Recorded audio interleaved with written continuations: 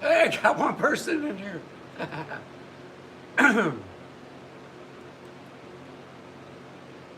Who is this?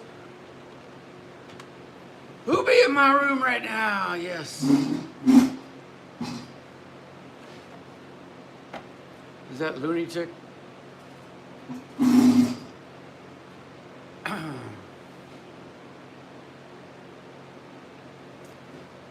So, let's get going this morning. I'm going to do up a bunch of rezos.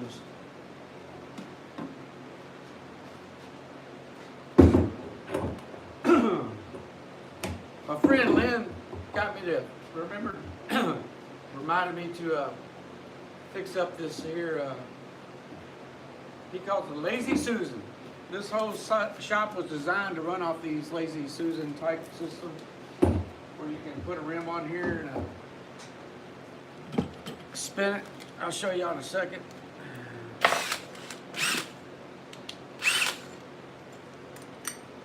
Putting in an auger. I hope Dragon gets in here, man. Dragon was texting me last night. I think he went through his dialysis yesterday instead of today, so he might be able to log on. See if I put him a notice here on Facebook. Yeah, I got him a notice. I guess I need to give AJ a notice. Oops, wrong thing. Shit.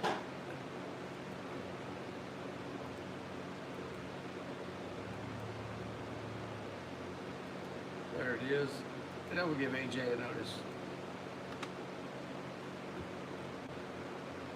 All right. So all these got to be bored out of the glue and stuff that was on them. And it's kind of hectic here, so I'm going to bust all this stuff like I did last time. So, we'll put one here.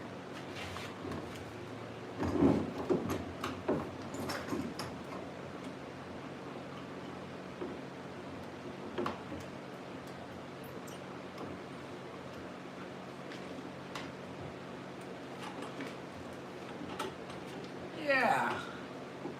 Oh, I got a drunk call from my girlfriend ex-girlfriend. I call her my girlfriend because we tried to stay friends afterwards. She does some pretty horrific things to me, calling me on the phone and cussing me out and stuff when she gets drunk. And so I tried to stay friends with her, so I call her my girlfriend, not because we're dating, because we're not dating. We haven't been dating since February. She's kinda, I guess. I don't know. So anyway, yes, I'll talk about that later. But she's plumb nuts, man.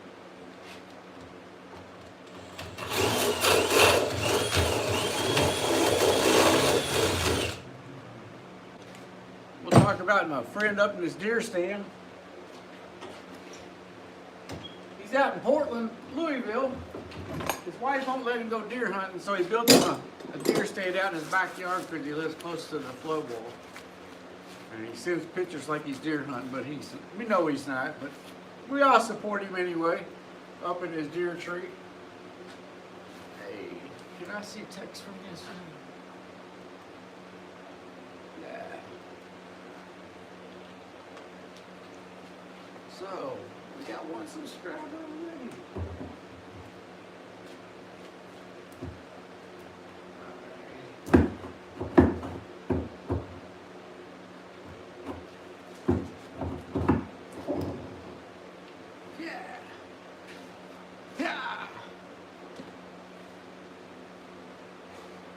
My life ain't crazy enough without that goofy chick.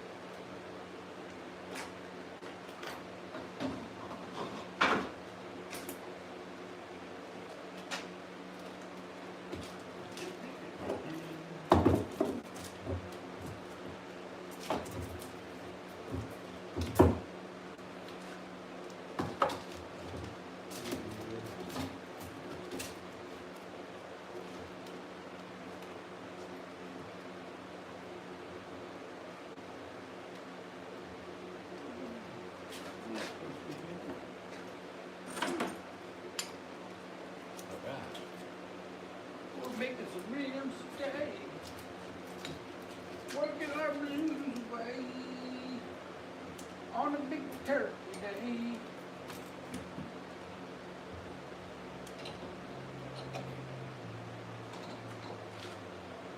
Big turkey day, don't you know it's a big turkey day?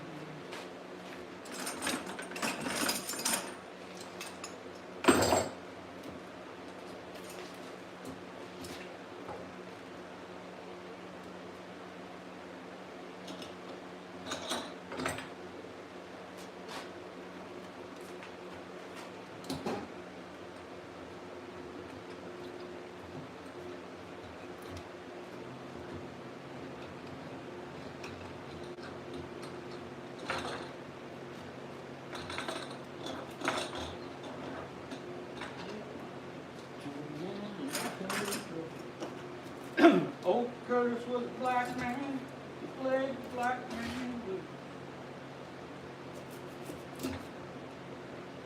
Play all the time. Hey, his son, Curtis Lowe. I got your drinking money to the door.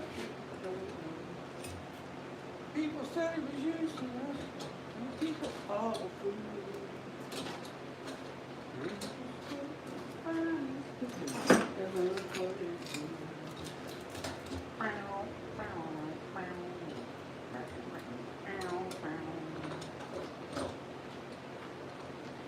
I like Leonard Skinner. Y'all like Leonard Skinner? Oh, I think Leonard Skinner's pretty awesome. Man, is it really 9:30? Can't be 9:30. I thought it was more like 10:30 or something.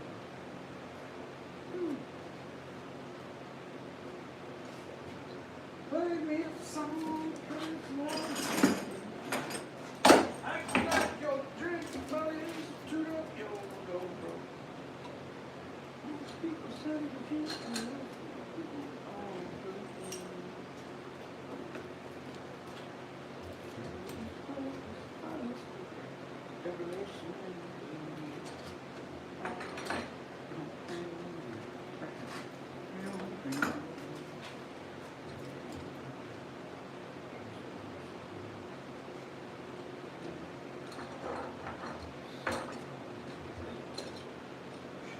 She's strange. All right, look at that. So beautiful already. It's so beautiful. All right, here we go.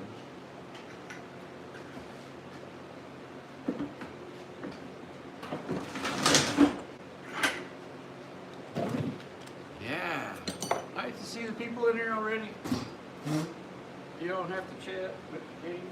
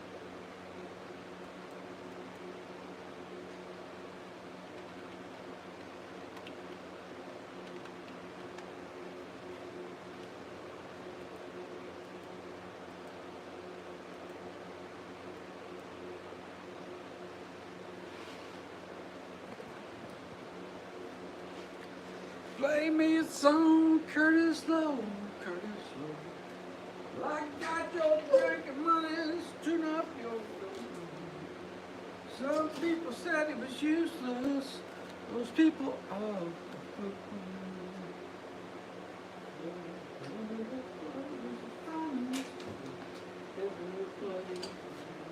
Where's my screwdriver? Oh, yeah.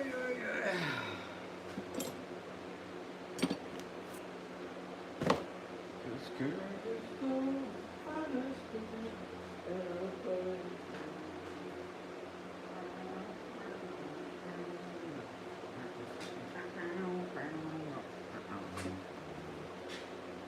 Well, I have me a big screwdriver, and it has disappeared. Nothing's in here. Get in there, rope right in there.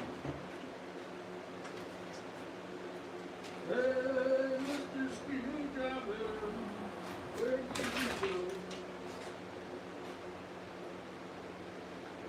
Mr. Screwdriver, I know you're around here somewhere.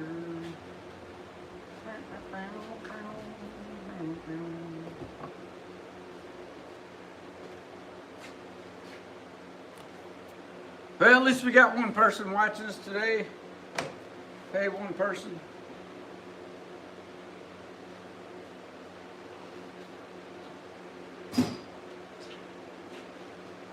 I offer no action, can never figure out what happened to the big squirrel.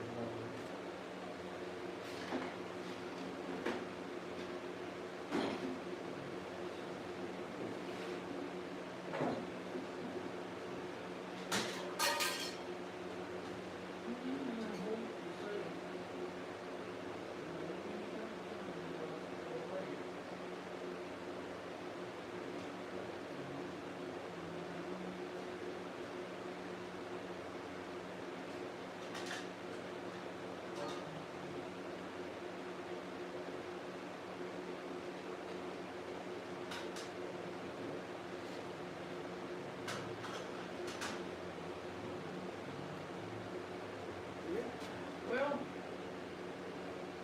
crap over. Unless it went under this. Let me check over here.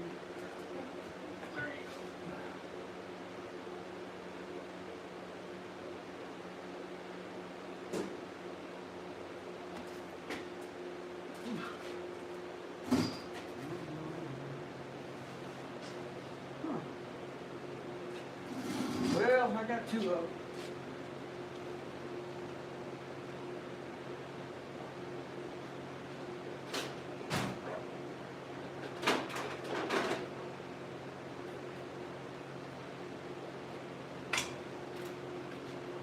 Here's the other one.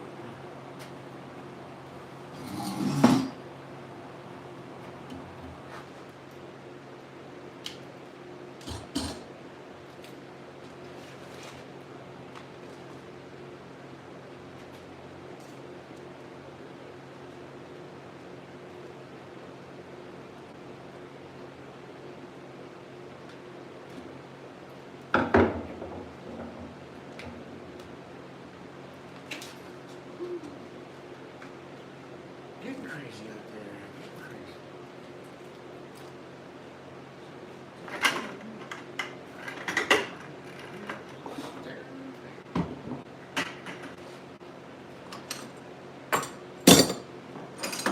Hey, everybody, please subscribe.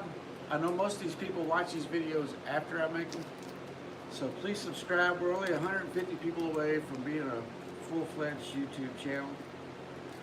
We need 150 more people. We got 70,000 views, so we're not doing bad with the views, and I need a haircut. So, yeah, it would help out a lot. Also, if you want to support the channel, I know several people later have watched these videos and went to our ESTY account and got some mugs. People buy the Golden Retriever mug. People buy the wrapping paper that's the eagle.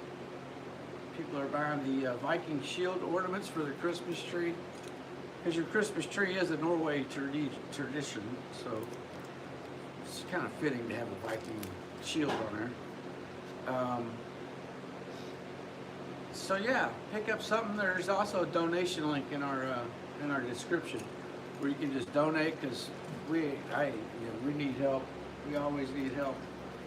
Or you can go, most of our things you see us make in this shop go to the Sullivan Banjo Company in Alabama. So if you're a banjo builder, he will turn you a tone ring to anything you want. He's been making banjos since he was a little kid. His name is Eric Sullivan. So don't feel shy about calling him, even though he owns a banjo company. He spends a lot of time making parts for other banjo builders to keep the banjo tradition alive. So please feel free to go to his website. It's sullivanbanjocompany.com and look at their banjos and their products they sell. And feel free to pick something up. Mention our name if you want. It won't get you a better price, but you can feel free to say, hey, we watched that crazy guy on the internet. Seen his show where he's going to rant about his girlfriend or his ex-girlfriend. She's not my ex, she's something. I don't know what the hell she is. She's my drunk caller. I'm going to write a song called Drunk Caller. I'm sure everybody out there has had a drunk caller in their life, right? Somebody gets drunk and calls you up and just rips you a new ass for no reason. You know, like you broke up with me like 4 months ago, I guess. This is March, you know. I'm like, yeah, you broke up with me in June. Oh, you broke up with me in July.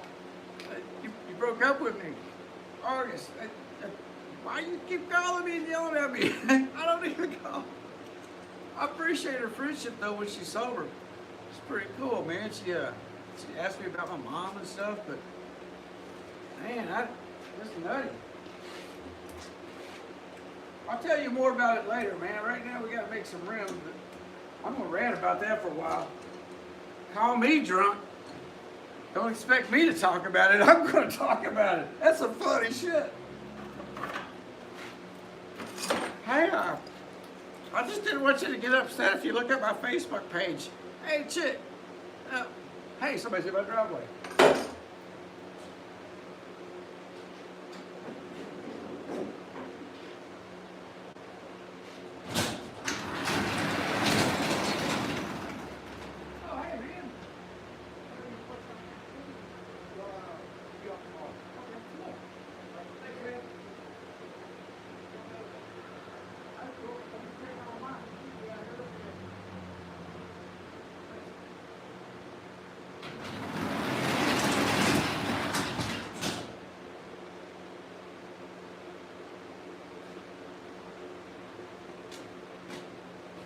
Yeah, drunk calling me on the phone.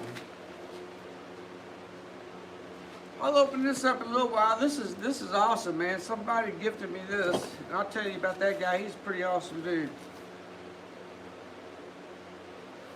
Parts for my trains. So yeah, man. So she's like, yeah, I didn't want you to get upset when you checked my Facebook page. I'm like, dang on, chick, you blocked me on Facebook like in March. I haven't even seen your Facebook page. I think she gets drunk and doesn't realize that she's already done these things. Or maybe she's excited because she's getting married or something and she wants me to enjoy it with her. Which is like a whole nother reason that I'm not liking this person. It's like, man.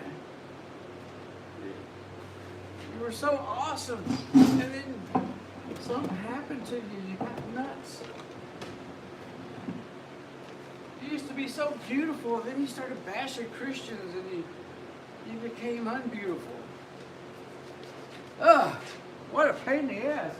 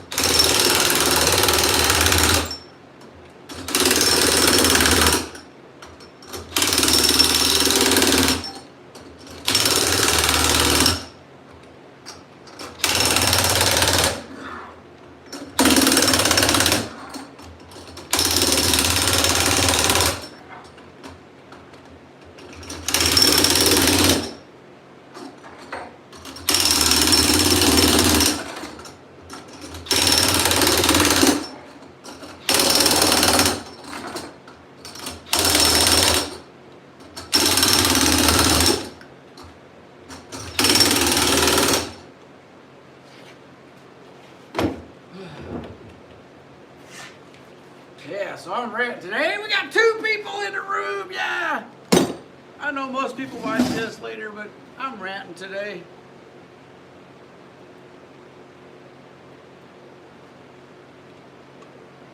Sheldon, what's up, Dragon? Hey! I'm letting off steam about the crazy phone call I got last night. I can't even joke with a girl. I say, well, I'd marry if you let me. And she thinks I'm serious. She's like, well, that's what I need to talk to you about. I'm like, I was joking. It's a joke. I don't want to marry you. You're fucking nuts.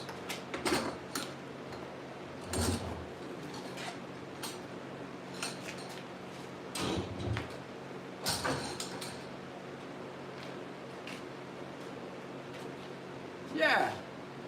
And I'm working on Thanksgiving. I know. I need the money. So far behind the bills. And no matter what you think, if you're the kind of person that knows a poor person that needs help, and not just somebody's poor, but I mean, honestly need help, like the situation I'm in, don't call them from a cruise ship telling them how much fun you're having, telling me how much fun you're having. That's ridiculous. Think about this. What it cost you to go on a cruise ship could have fixed all my problems. But somehow I'm supposed to share in that joy. I just can't do that right now. I don't think I'll ever be able to do it. I damn sure wouldn't call somebody from a cruise ship that's hurting. You know? And that's not the only time, man. It goes on and on. Cruise ships and Florida beaches and North Carolina beaches. And it's like, chick, you broke up with me. Quit. Either you broke up with me, leave me alone, or, you know, or help me out because the situation I'm in, or just go away, man. But I'm not going to be able to share in your joy. I'm sorry. So anyway, I got sent this. This is from a guy in Michigan. And he seen one of my videos, found out I was a train collector, and it just so happens that this guy has every part in the world for trains, for Lionel Trains. I think he's retired or something. Sounds like an older than me. I'm pretty old. So he found out I was trying to rebuild this log loader somebody gifted me a couple weeks ago. So he sent me a message saying, hey man, can I call you? And I was like, I usually don't do that. But since I'd already bought a $5 part from him earlier off of eBay, I knew he was legit. So I said, yeah, you can call me. So he calls me up and he tells me about that log loader I'm trying to build. Not the coal ramp, the log loader had a busted motor, if y'all watched the video about a week ago, or a couple days ago. And he says, before you even start on that thing, here's what's going on. And he knew everything, like all the mistakes I was going to make and everything. And so I started working on it, and sure enough, he was right. Everything he said was going to happen, man. I was like, man, this guy really knows his stuff. I like old smart people, man. I'm one of them now. So I followed his advice after I found out he was right. I found out the motor was bad, but I can rewind it. And he said, hey man, I got another motor. I've got 100 of these things. And I'll send you this one just to get you going because he knows my situation. And I'm assuming that's what's in this box. He sure doesn't know how to wrap things. So, oh yeah, so there it is, man. Oh yeah, it's some cord for my controller. Oh, and a little red light and some little rails for the coal rail thing. Hey, that's pretty awesome. He's pretty awesome dude, man. When I got free from this mess, I want to help people out too, man. Yeah. Ooh, look at this motor. Ooh, spiffy. Nice. Nice, nice, nice. Now, I think I got this bracket already on there, but this one's riveted, so I ain't gonna touch it. It's got the little piano wire rim. Looks like it's got new brushes. And he says it works fine, and I trust him, so I know if I go up there and hook it up. So now I've got everything I need to connect that log loader, except the belt. And I think I bought a belt for $3, man. That's what I love about working on these toy trains. That the parts are $2 and $3. You gotta watch the shipping though. So I'm gonna buy everything from this guy if I ever get any money to fix toy trains, because he's such a nice dude. Sent me. Now this, yeah, I paid for this. This is the red belt that goes on it. Supposedly on these log loaders, this where they attach the belt is the problem when it goes through the machine. It kind of messes it up. But that's the belt that goes to it.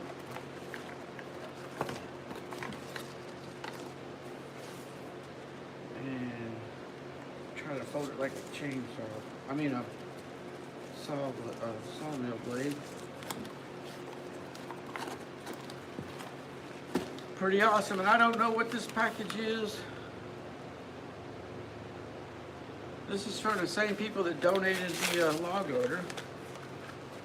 Hey, they sent me the part that was broken on my other thing. Very rusty,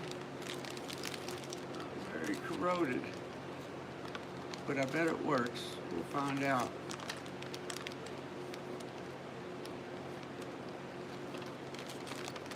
I can deal with the rust.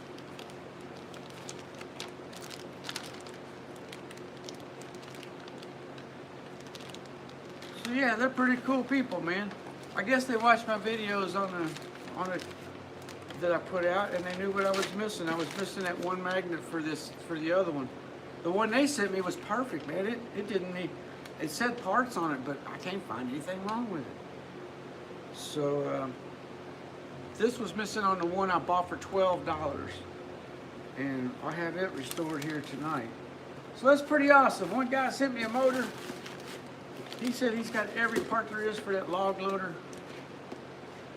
I'll set this over here so it doesn't get hurt while I'm working.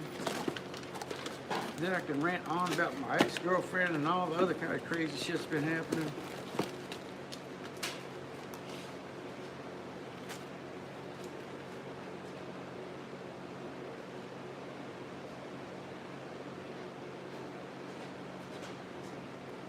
I didn't even put the motor, I put the motor over here.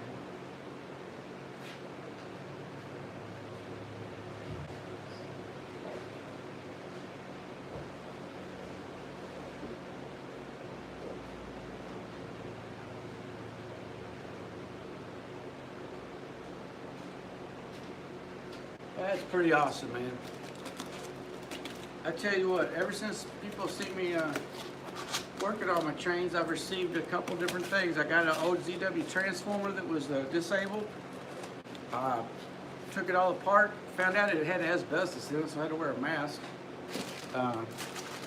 Cleaned it all up and found out that the wire had been shorted from the factory. It'd been that way since they got it as a kid in the 50s somehow. Gave it to me, said it didn't work. I fixed it. It's beautiful, I love it. I got the coal ramp and the log loader last week as donations. I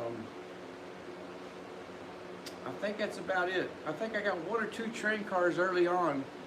The trucks were broken and I fixed the trucks, they were donated. So man, I appreciate everybody that donates the old trains, man. They are pretty awesome. And I just hate that when I move, I'm going to have to move it all because, you know, my mom passes away. I won't be able to stay here.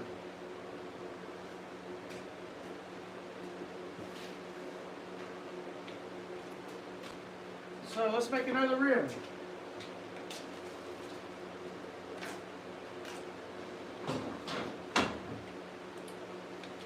I'm making 4 more. This order will be done. Other than putting all the outside layers on them. Oh yeah. Got a drunk call last night. She's like, well, I didn't want you to be upset if you see something on my Facebook page. I'm like, you banned me, you defriended me in freaking June, March or June, because she called me to chew me out because I was a Trump supporter, which I'm not really a Trump supporter, but I did vote for the guy. But I'm not MAGA or anything like that. I do make fun of people. So anyway, she calls me and, rips me a new butthole for being a Trump supporter and accidentally FaceTimes me, man, and I see her, she's with somebody. We'd already been broken up, and then she's acting like we're breaking up again, and I'm like, I thought we were just friends, I mean, I don't know. But I'm like, next time you do that, don't FaceTime somebody on accident. But she probably doesn't even know what FaceTime is.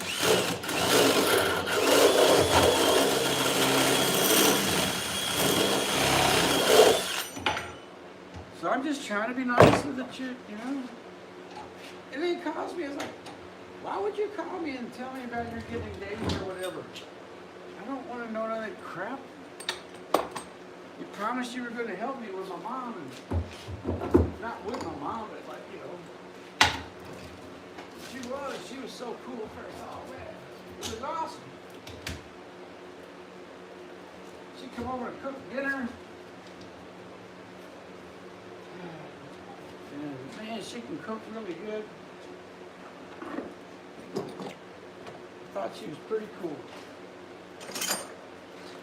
But I think it just kind of, when you started bashing me about the Christianity, the whole media narrative of Christianity, which is not what I believe. These people that talk on the news, they say things about Christianity that I've never heard of. No church I've ever been to says these things, man. There might be some out there, but I ain't been to them. The places I've been to preach love. They don't care if people are gay. Hell, most of the choir directors of every church I've been in was gay. It's obvious. We just don't say nothing about it because it's none of our business. As long as you do your job, who cares what you do? So I got bashed, This person called me a homophobe and a racist.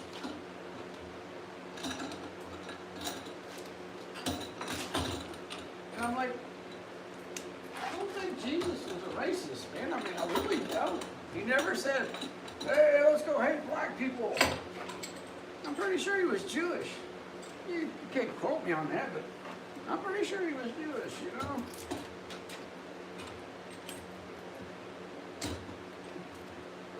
Then she starts telling me about all this stuff about Christians are responsible for most of the death in the world.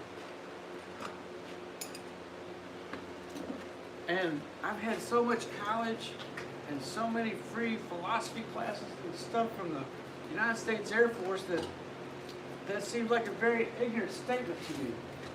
That's a surface level statement. What that means is, it might be true that Christians are responsible for most of the death in the world if they're the majority of the population.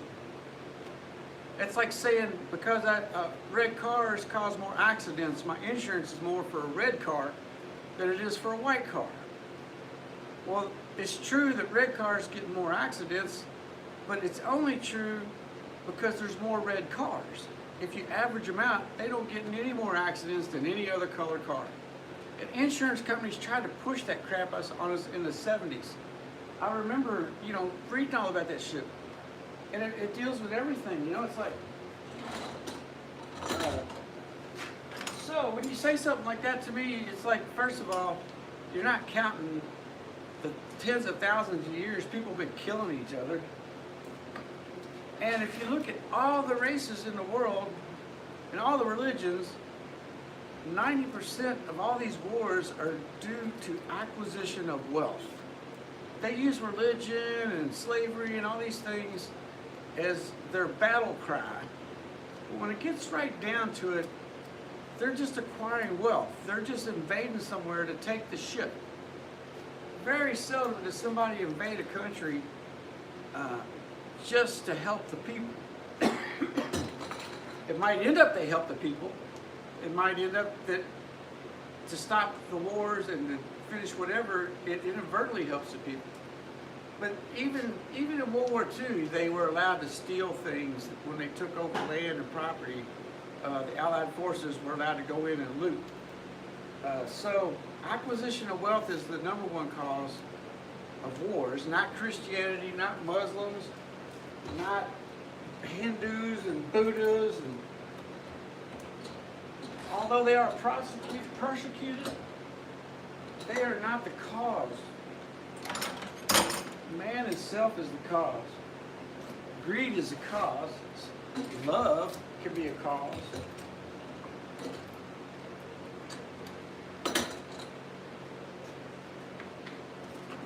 So yeah, I'm sitting there thinking, what's Christians got to be doing with it? I mean, if you're going to date somebody, you should want an honest, nice person. If that's not what you want, then that's just, just go on and do something else, man. Don't sit there and drag on people.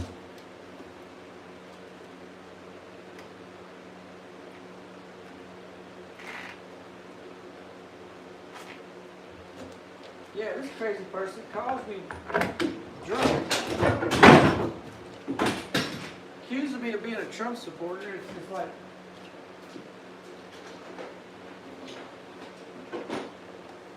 I'm like, gee, you cricket woman.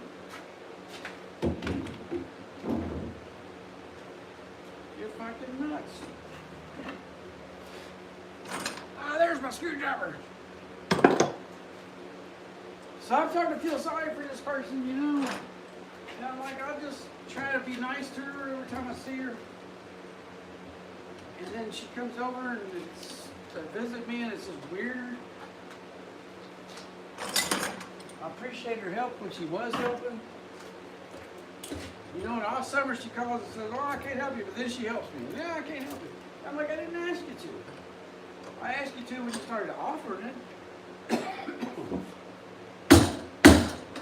But nothing ever turns out in my favor for that person. And so I just quit talking to them. I call when they call me and they're on like a long journey on. I'll make sure they're okay when they get home. But just really talk crap, man.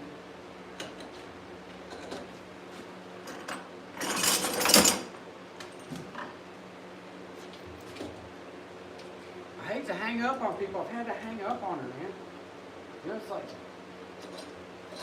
man, you just fucking won't go there alone. Get drunk and go fight somebody else. I'm not your enemy. I don't fight people. I've been in fights. I shoot a motherfucker trying to steal me or hurt me.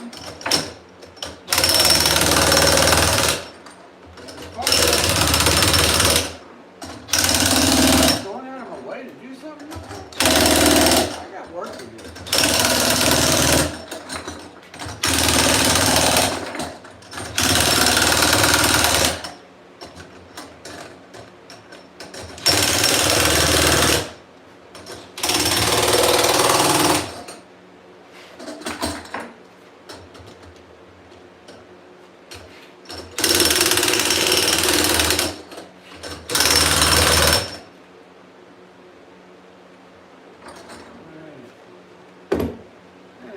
Two people.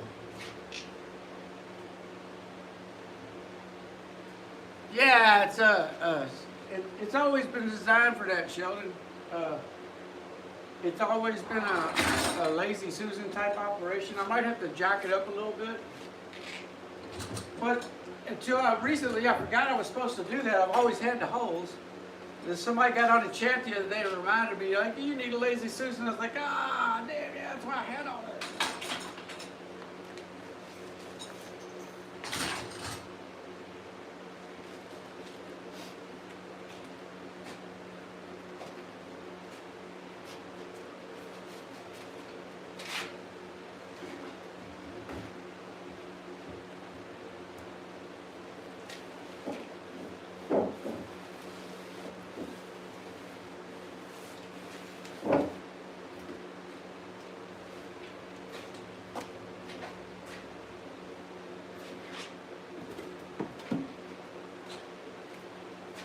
Makes it a lot easier, man.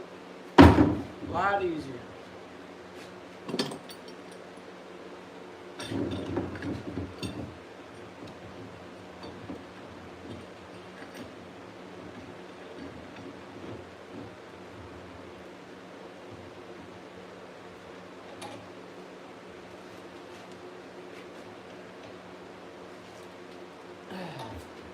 You know, the sad thing is I've dated so many girls from bars because I was a musician my whole life.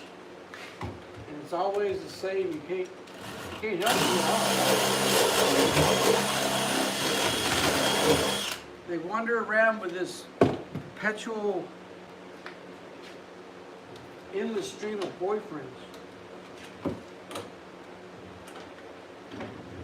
Picking the biggest losers.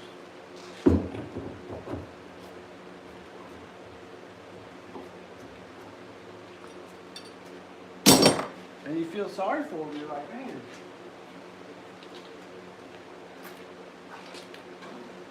I see this happen to so many people. I've played so many thousands of bars. Oh my gosh. At one time in my life, I was playing 5 or 6 bars in a day. I worked at the Opulent Hotel, and they had, I don't know how many nightclubs inside that hotel. They ran day and night.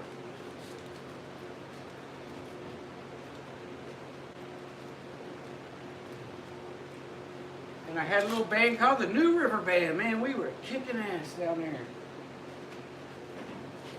I really loved us, man. They put us on the front flyer of their Opryland Hotel, and the main flyer that you get when you pass things out. We was on there for years.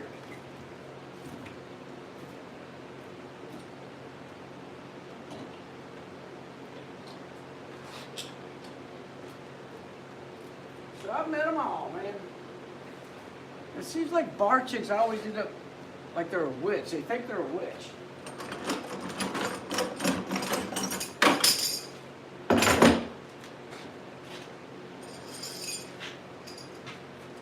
Crazy.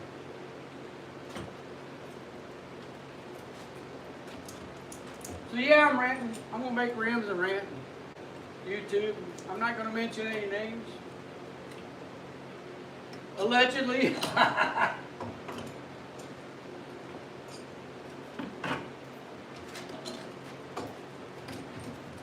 It's a shame though. I really like this person as an artist. She was a very talented artist.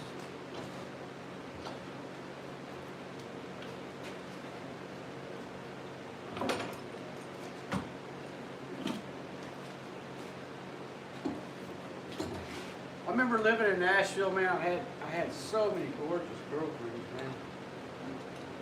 They were all so beautiful. Temporary though, because they all were going to be famous. But they were cool, man. I worked in an industry where it was mostly gay people. It was like, I'd say 85% run, the whole organization run by gay males and a handful of lesbians, big Broadway shows and stuff, and I was a stagehand. And I didn't care, you know, I was raised in a church where everybody's the same, like, we don't care, just you do your thing, I do my thing.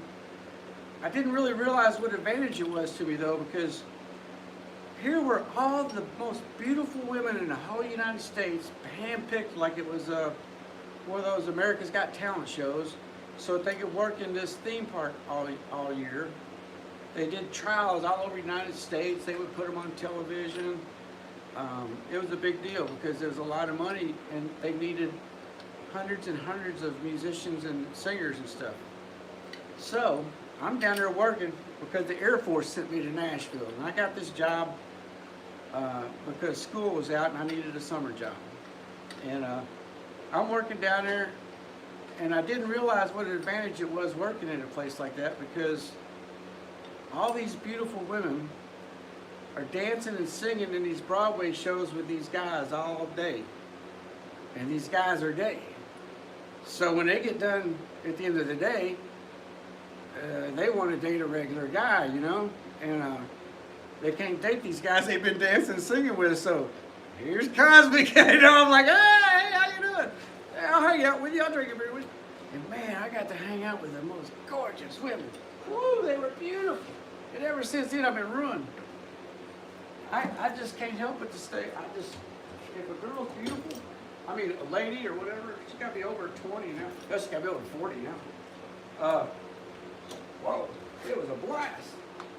So, I kind of like working there. Even somebody calls me a homophobe, I'm like, you know, I don't think that's exactly right. Because if it wasn't for them, I wouldn't have had all these beautiful women. Such talented. Oh man, some of them could sing. Woo! They were so talented. At the end of the season, they already had jobs waiting on them for like cruise ships and casinos. You know, they were in demand. Live entertainment.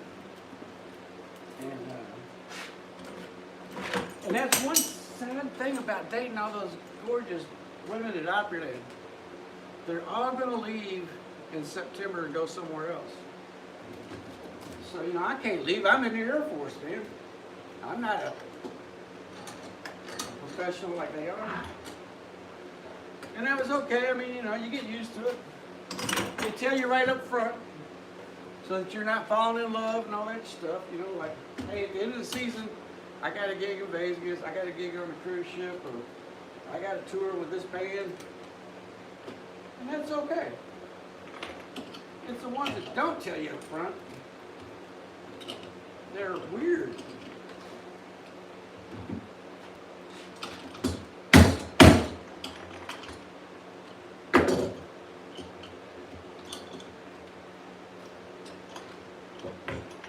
So today, instead of keeping my mouth shut and all my emotions on the inside, I'm going to rant.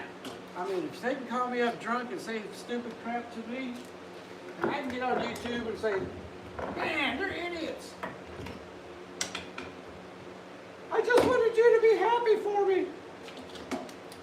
I'd be happy if you quit drinking, because your next boyfriend's going to hate it. You're going to get in fights with him constantly.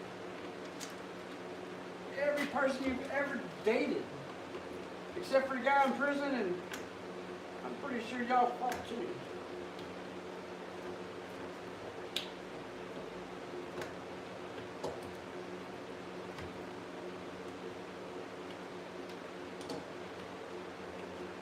But yeah, man, I used to date these hot chicks at Opryland. Woo! Gosh, dang, they were gorgeous. Ruined me for life. I don't know how many of y'all ever watched Hee Haw when you were a kid, but one time Opryland hired me as a receptionist in the Opryland Talent Agency. And the reason they hired me was because they got tired of looking for banjo players. They wanted somebody to sit there and answer the phone, and every time they had a gig for a banjo player, they would just come out and write it on my calendar on where I had to go, and later on I'd get a contract. I did other things. I did like payroll. I gave stars, famous stars, their paychecks and stuff. But my main goal was they didn't want to look for bluegrass acts. It wasn't worth their time. So they hired me to sit there and answer the phones, and when they had gigs, they'd write it out, and at nighttime I'd go play the gigs. That's how I used to play like 4 or 5 bars in a night. And they knew I knew every famous bluegrass star there was back then. And I would contract those sidemen to help me play gigs. So many of those guys worked for me that they eventually made a band called the Sidemen in Nashville. They became famous. But those guys, the Sidemen, if you look them up, became the Sidemen. They all used to work for me at Opryland. I would pay them to come play as sidemen for my band. I wasn't a star, I was just a contractor. So I called them sidemen because they was always different. And me and the Gerald brothers were always the nucleus. It was always me and the Gerald brothers as the New River band. And then we hired whatever famous side guys we could find. And we knew them all, man. I mean, we all had been in bluegrass for decades before we even got to Nashville. So we're up there playing, and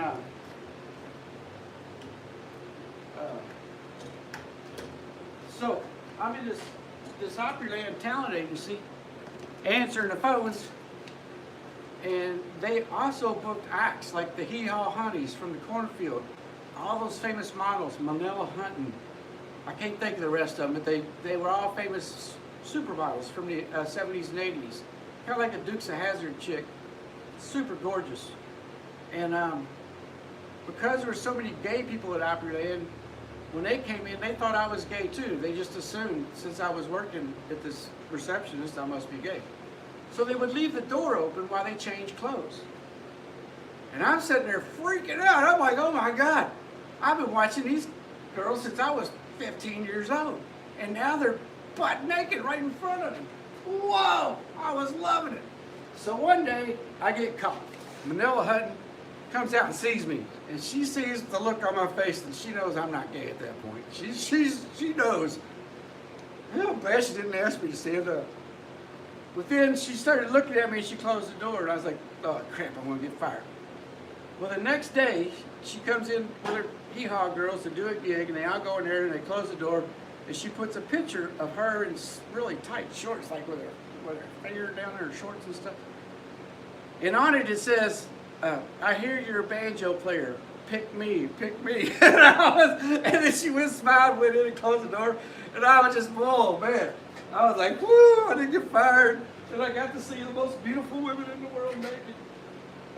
It was awesome.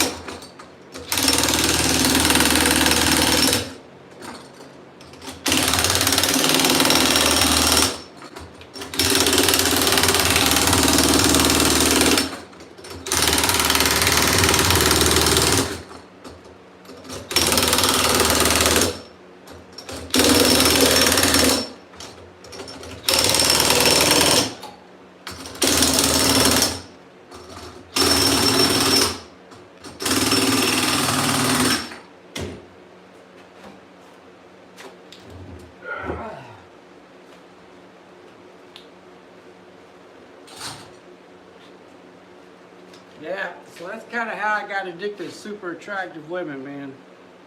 Whew.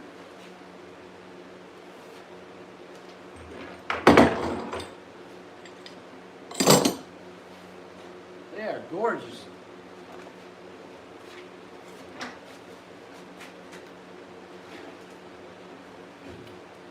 Yeah, I used to love Opryland. One time I was playing with my band at a bar across from a famous club in Nashville called the Bluebird Cafe. Right across the street was the bar. And my band was playing there that night. And we were opening for another band. So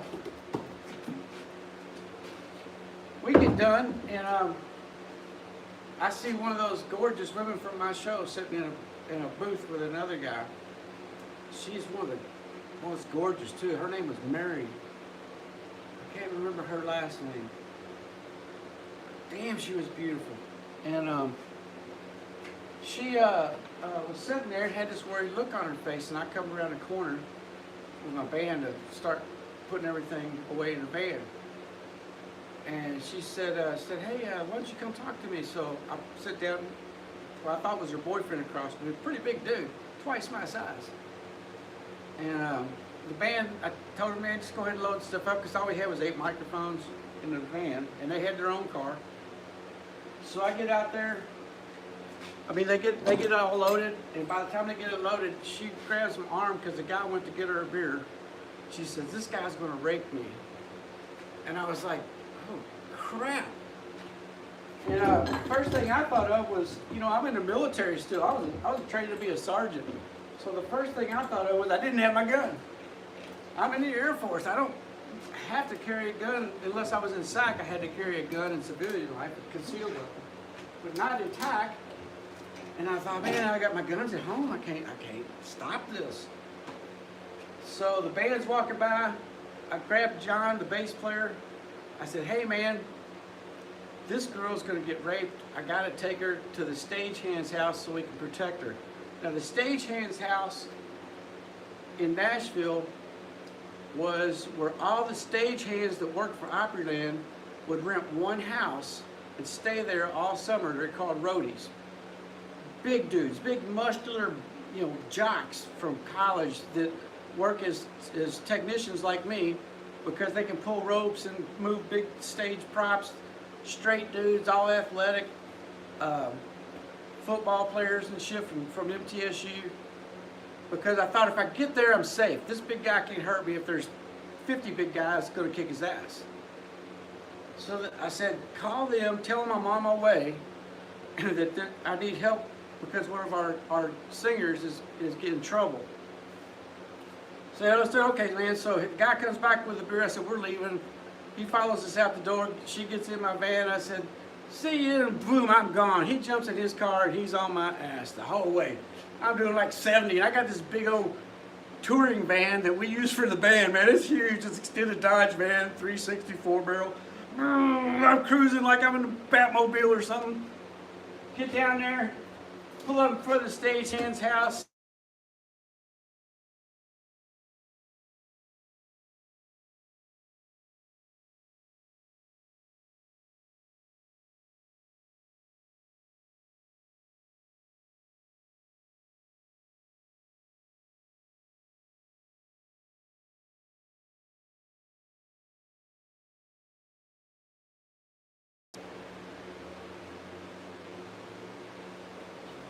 Okay, give it a second. Is it sound back?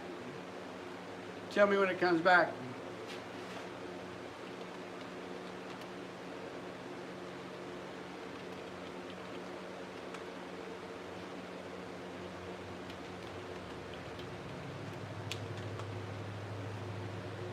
Check. 1, 2. Hello, hello, hello. Check. 1, 2. You gotta tell me if it's back. Check. Check. 1, 2. Yeah, so I pull up at the stagehand's house. She's in the van next to me, and man, she is good looking. I mean, she's like one of the big stars at Opryland. I don't really know her that well. So I pull up, and luckily the band had called those guys. And I see the band in their little Honda, all 4 of them packed in this little Honda, because they couldn't get in the van fast enough with me. Pull up behind that guy. That guy gets out, he's coming up to kick my ass. And it was like an army of stagehands rolling out that front door, man. And he seen him, and he was like, whoa, whoa, whoa. And before, like he could get to me, he was done pinned up against the car. She ran in the house for safety. Cops are coming because they were calling the cops while I was on the way. And I became like an Opryland hero. I got so many dates out of that. It was unbelievable. I think I had a girl date me every night from Opryland. They must have had a network to make sure I wasn't alone for a whole season. It was freaking amazing. And so yeah, I became a hero at Opryland because I did that. And I was just thinking about saving somebody. I wasn't thinking about like being a hero. And it was really cool, man. That guy, they ended up coming, finding me later and thanking me and explaining to me that that guy had been in the audience of our shows stalking this girl. They had him on film, but they hadn't identified him yet. And that she didn't know it. And that she had went out on that date not realizing that this is one of them guys that they hadn't caught yet. They finally caught him there, and he went to prison for a while. I remember when they asked me if I wanted to go to his trial. Not for what he did to her, but for something he did to other girls before. And I was like, I don't want to see that guy, man. I don't want to look at him. He's fucked up.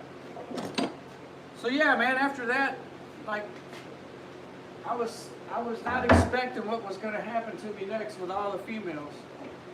But apparently they talked to each other and they were making sure I wasn't going to be lonely all summer. Man, she was so gorgeous. When I look at her face to this day, I still see the worried look on her face sitting in that bar. That booth. I can still see me looking down at her for the first time going, oh shit, she's in trouble. Because it was that look. It was that puppy dog look, like, I'm fucked. And I don't know how she knew. I think from what I understood later, he'd actually told her that he was going to rape her right before I got to her. That's how bad it had got.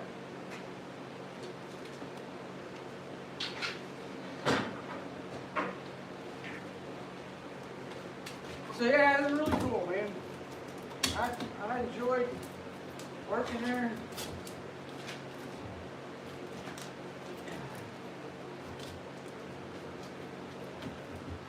I'd probably still be there today, but the main key to our band was a guitar player, and he just quit practicing, man. He just stopped. I think he was hitting the Bible and left, got his brain on that stuff.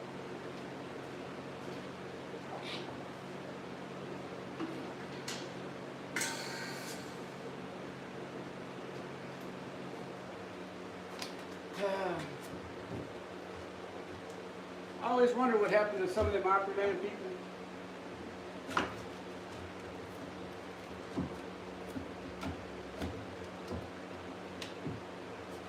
I do remember this one girl named Sheila Huff.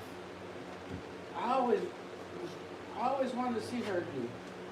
We used to have the best time, man.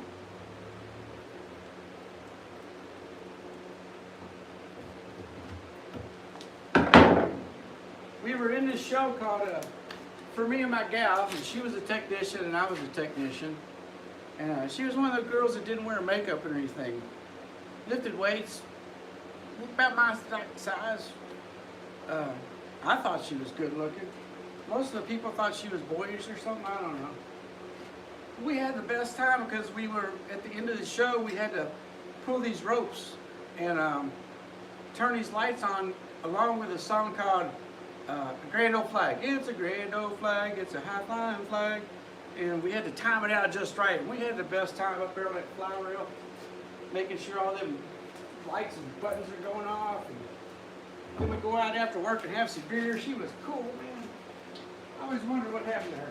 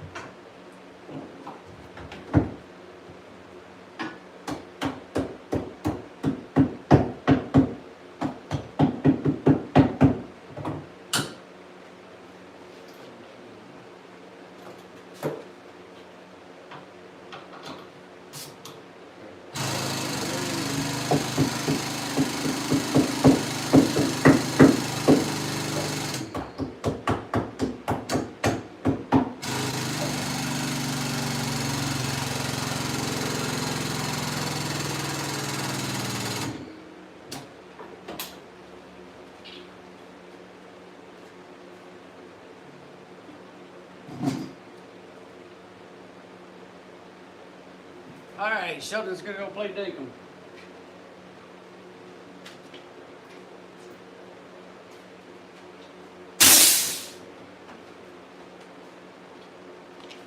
I'd like to thank all my internet friends. You guys are pretty cool, man. Y'all help me out so much. Donations, business advice, business dealings, support. I've had relationships with my internet friends longer than any girlfriend I've ever had. That's pretty freaking sad. Usually it's the other way around. Usually the internet relationships are fake. Fake friends, but they've all helped out, man. You guys are awesome. You guys donate, you guys help with work, help me with my websites. You guys rock, man. I'm gonna go fix a glass of tea. I'm gonna bring it back down. I'll be right back. To pause for the calls. So smoke them if you got them. Click that like button and share it with a friend. Let's try to get a few people in here. We usually get about 60 to watch it afterwards. We need 150 people to subscribe, and we'll be a real channel. We'll be right back. I'm gonna go get a tea. Glass of tea for me. And I'll rant some more after that. Woo, we're gonna rant and roll.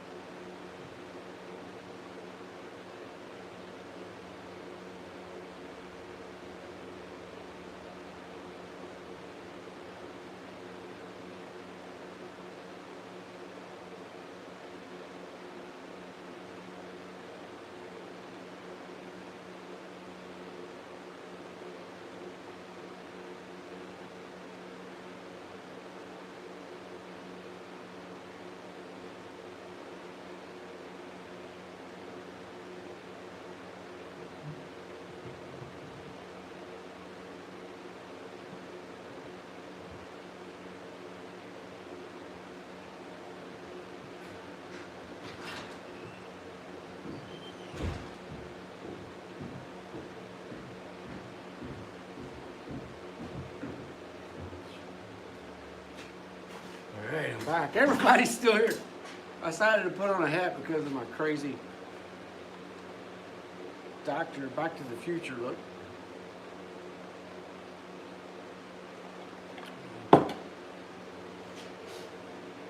I'm going to move you guys over here in a second so you can, or maybe I'll just move the machine where you can see me. I can't plug you in over there, though. Man, I got so many stories from Opryland.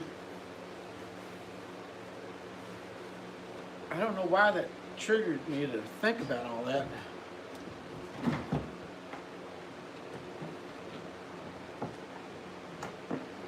I guess what triggered it is being a musician. You play in bars all your life, right? A lot of it. I played churches and bars, everything. Anything to make a buck.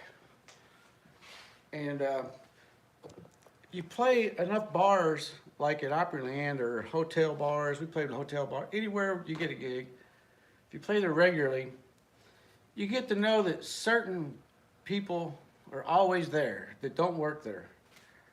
And they could be ladies of the night. They could be business people. They can be bookies. They could be drug dealers. So you get to know this whole class of people you never knew when you were going to church. I mean, it's amazing.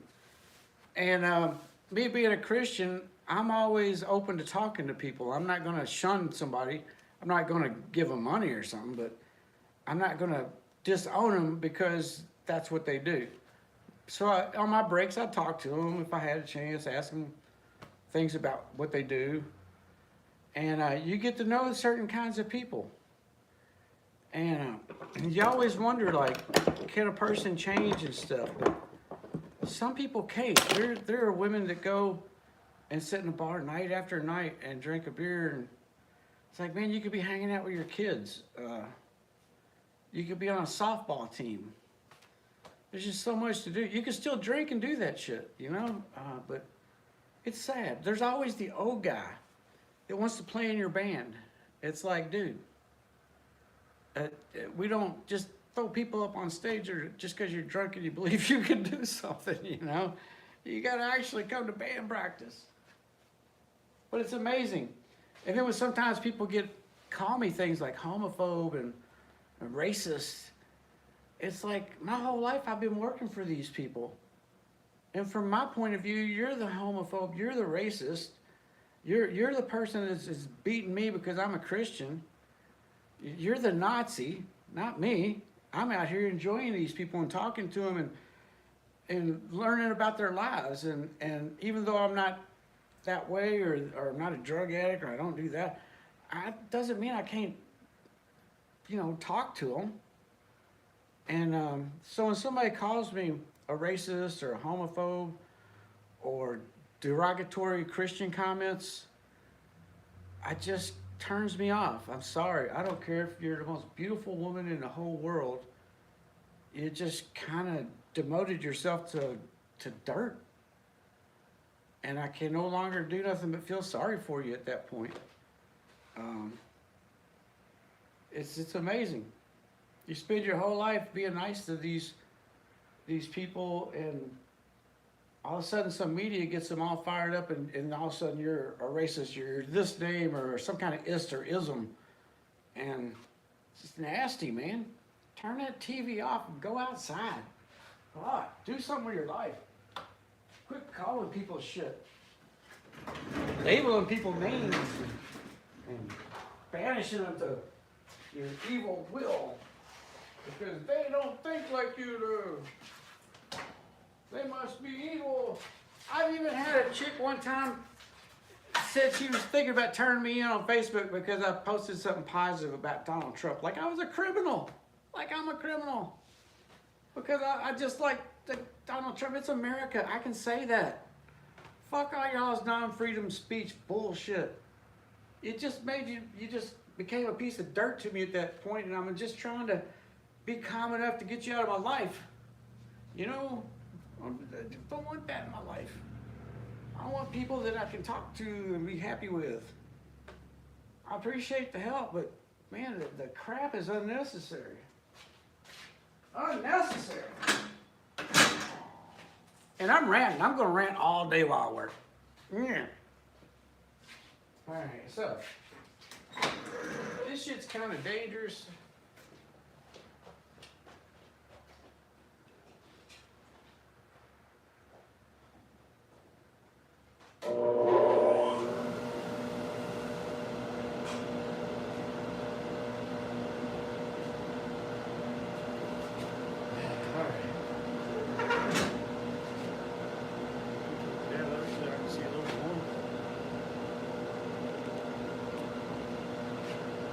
This looks kind of dangerous, so let's put on the mask.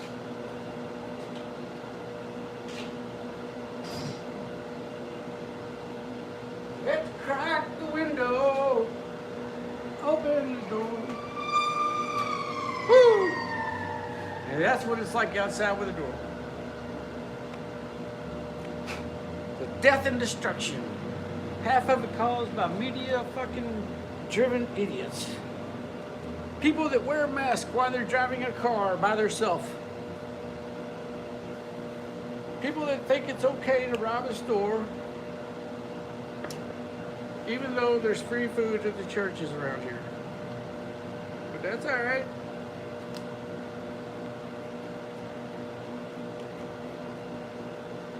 Well, you know who you are.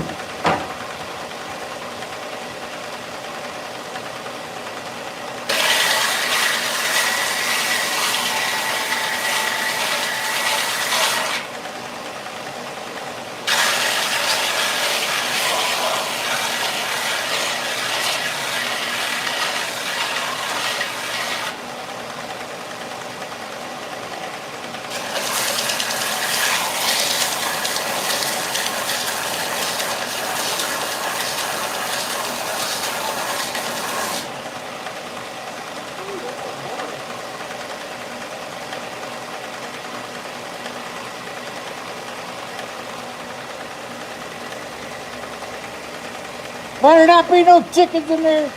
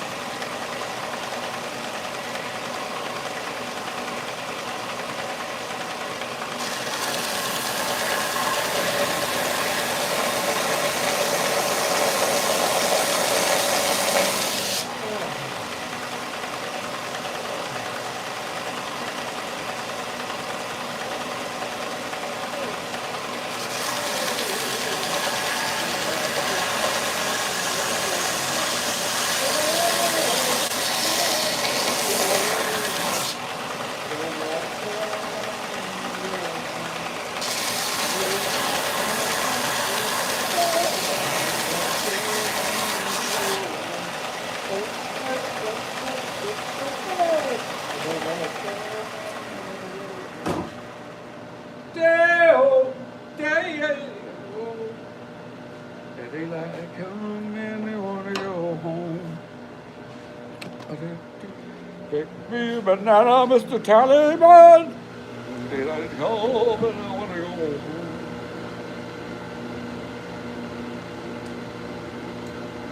Probably think this song is about you, don't you? When you walk into the boat.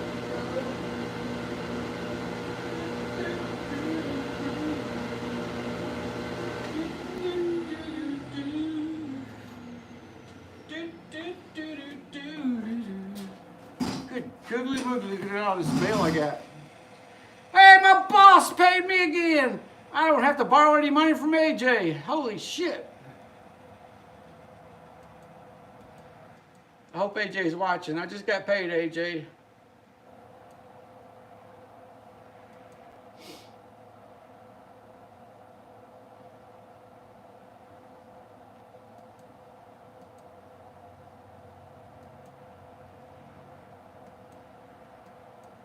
Man, there's a lot of emails. That makes my boss pay me twice. Usually he forgets about me till February. He's like, oh, go see you. I'll see you in February. I'm like, dude, I gotta get paid. I gotta do hello. He's never around. But this year, just now, I've been paid twice in a week. Before Christmas.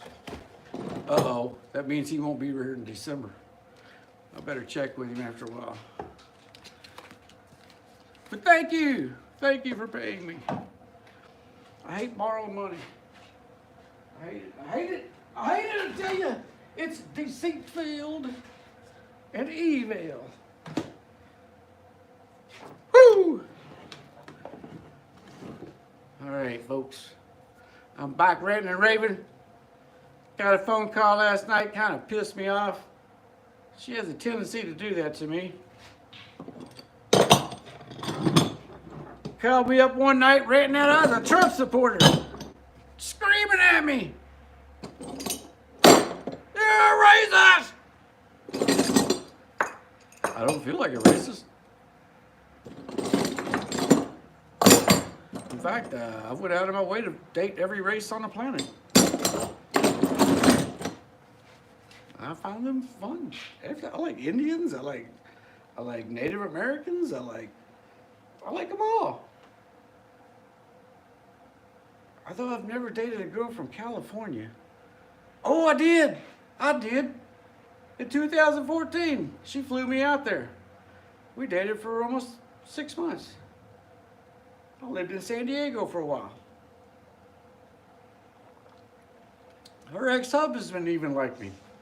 Rented me a truck. I think they like my banjo playing though. That's the thing about banjo playing. You don't know if somebody really likes you or not, you know? Play a banjo pretty good like I can, man. I can say, a girl will be like all over you, and she don't like you a bit. She just thinks you're talented.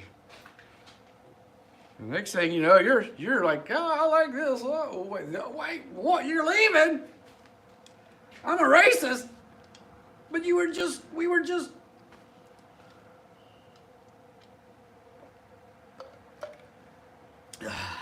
I don't know. Someday somebody will fall in love with me. I guarantee it.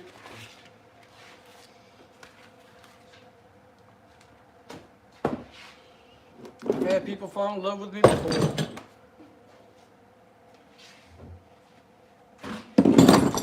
I should have got married. There was this redheaded girl in my life. Been several redheads. Oh wow, I got a redhead problem. Never thought about that. I must have some kind of weakness for redheads. Nah, it's just.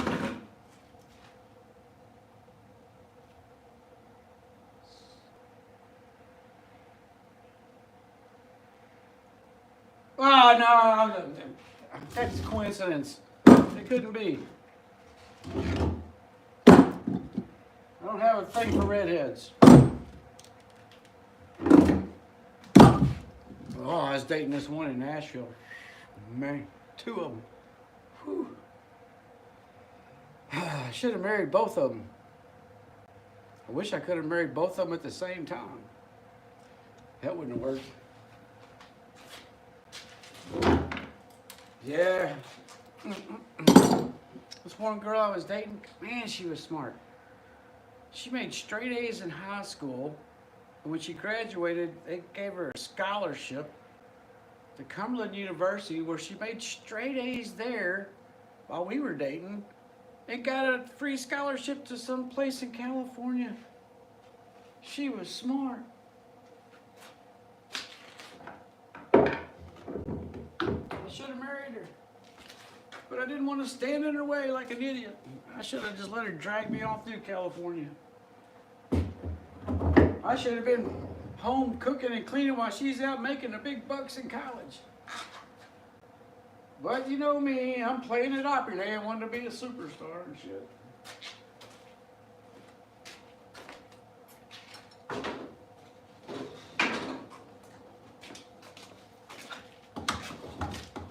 Why is it that like most of my ex-girlfriends' moms look me up? Her mom called me. Like 10 years, 15 years later. I don't know how I did it. I had this one girlfriend, her parents on a giant mountain in Pennsylvania. Even though we're broke up and she doesn't see me no more in years, they still call me once a year to say hi. I'm like, your daughter dumped me. Why are you crying? They're like, she doesn't know what she's doing. I'm like, oh, that's not my problem.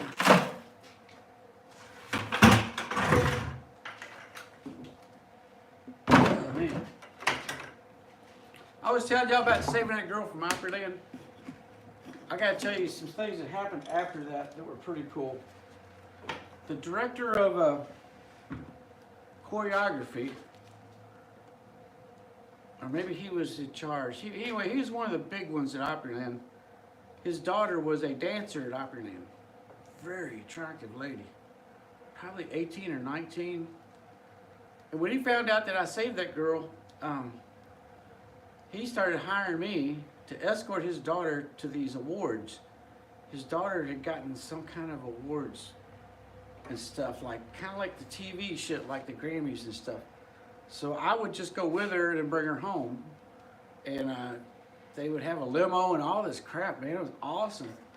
But I was getting paid to watch her, and she knew it. I wasn't secret nothing. I was like her escort, or not like a date, but like a guardian. I was like a guardian, and it was really cool, man. I was like, hey, I could dig this job. So I'm doing that at nighttime, hanging out once again with beautiful women from all over, backstage at all these award shows, standing there like I'm in the military, because I used to stand like this with a suit on. You know, that's just what you do, you know, and then say like that shit, you know, and you stand like that. And so one day I'm bringing her home, or I'm riding, because they have limos. I don't ever drive. And her dad owns a farm, because you know he's rich from being one of these big wigs at Opryland. Good God, it must have been 100 acres. Looked like a golf course. And he's in the barn screaming for help. And I'm like, what the fuck? So I go running out to the barn, and there's a cow giving birth, and he can't get this cow out. And he asked me to help, and I'm sitting there in a suit, and I'm like, oh crap. And so he's like, dude, grab the legs. And like, I grab the legs, and I'm pulling, and I got the crap all over me. It's nasty. And he reaches his hand up in there and freaking turns this cow around, and blood comes out. And it's like, oh my God. And I'm sitting in a suit. He started laughing at me. I start laughing. I'm like, dude, I'm thinking in my mind, I'm so glad you're paying me, because this is disgusting. This is disgusting. So I come from this badass ceremony show, and next thing you know, I'm pulling cows out of cow butts. But that was a cool gig, man. He liked me, man. I think his daughter eventually got some kind of scholarship too, went somewhere. Never dated her, but I knew.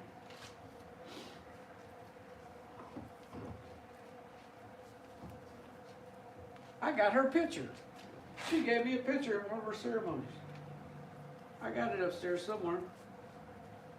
Opera and mementos.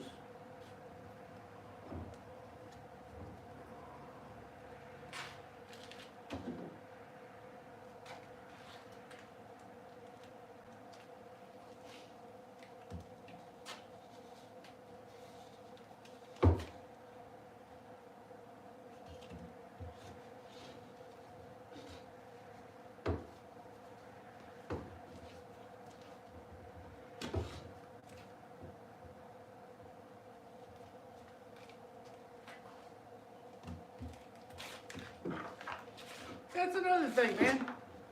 I had a girl that was pissed at me about I didn't want to go see some kind of Broadway show. Hamilton, I think it was. It's got all that at me, like, oh, you must be a Trump supporter, blah, blah, blah, screaming at me. I'm like, no, I was a stagehand in Broadway shows. I'm kind of burnt out on them, you know. They're cool. I don't care what it's about.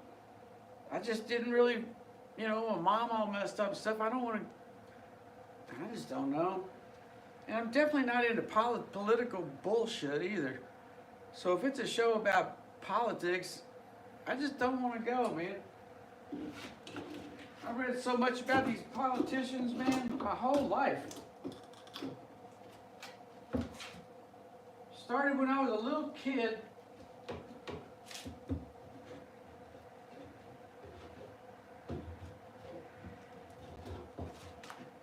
When I was a little kid, there was this war going on called Vietnam. Big nasty Vietnam, man. I mean, it was bad. It's like a death sentence. As soon as you got drafted, you were going to die. That's basically how bad the war was. And if you were lucky, you were in college or something. So anyway, this war is going on. Oh man, hold on one second.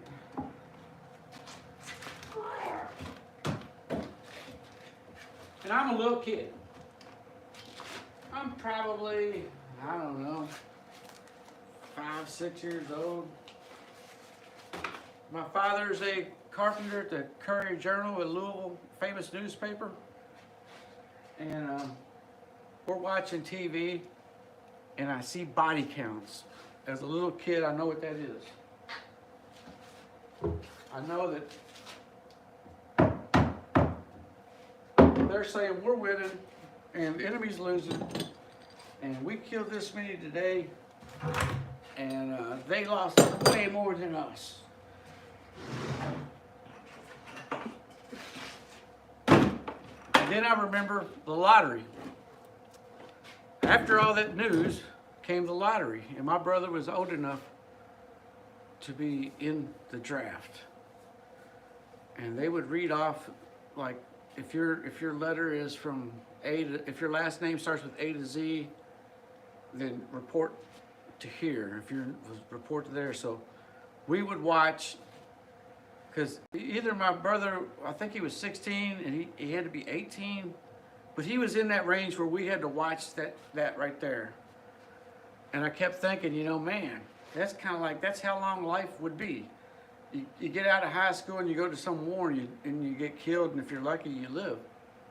So the Vietnam War's kicking live, you know, and I'm a kid and I'm watching TV, and then my dad brings home newspapers, and to try to practice reading, I would try to read some of the newspapers, watch that old black and white TV, and by the time I got myself in the war ended, and I got myself into high school, I started learning from actual vets that it wasn't what they were saying on the news. It was all bullshit. It was way worse.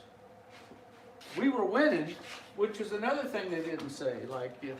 But when you read the books now from the Vietnamese generals, they got their ass kicked at the end by something that I think they called it Rolling Thunder, just like in the Desert Storm, where we took B-52s and blew a mile-wide strip across Vietnam.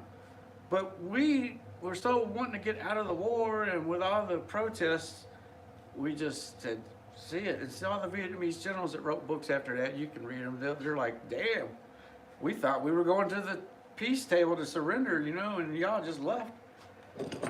So I started learning that the news is full of shit. There are some good things in the news. You can watch, you know, when the weather, there's tornadoes coming, things like that, accidents that you can avoid when you're driving. But the political bullshit, man, all the way back, that was 1960s they were doing this crap. You know, sending kids to get killed. So I just don't like the news. I always try to find different sources. When I went to college, they made you do different sources. They probably don't know more because it sounds like it's all commie run. But they would make you find 3 sources, you know, for an article or something you were writing, and you couldn't bullshit as easy as you can today. Hell, today you can just go say something like, Trump cut a fart on a Russian prostitute. Next thing you know, it's everywhere in the United States.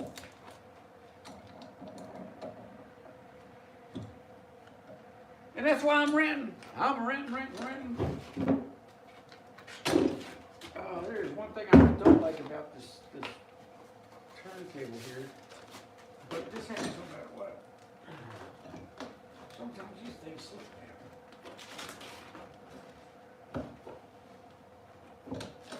So I'm ranting. The girl I like so much calls me up last night, wants me to share her joy of being engaged or something. I'm like, you gotta be the stupidest fucking person I've ever met.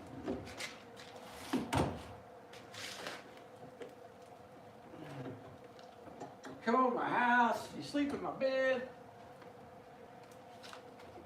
The next thing you know, hey, you should share the joy of me. I'm like, you called me a Christian in derogatory terms, and I'm supposed to be happy for you, huh? We're friends. Oh yeah, we're real good friends. Maybe I was just like, you know, appeasing you because I'm sorry for you, because you can't love anybody. Don't know how to love. You don't know how to love. Well, I just hope my friend Looney's up in his deer stand in Portland, Louisville. He ain't accidentally shooting people from thinking there's deers and shit. Hope he's all right, man. He said he'd be watching the stream. He's probably one of the people on the stream. Oh, man, I better not do that without my earmuffs on. That shit makes my ears ring. And then I can't sing very well. Oh, yeah. What's this? What? Delivered. Oh, yeah, I got that shit. Delivered. Got that shit. And oh, yeah, I got paid today, baby. I got paid today. Yeah, I gotta say, I'm disappointed. Very disappointed. I'm disappointed with the lack of intelligence some people have. Inability to tell what's going on.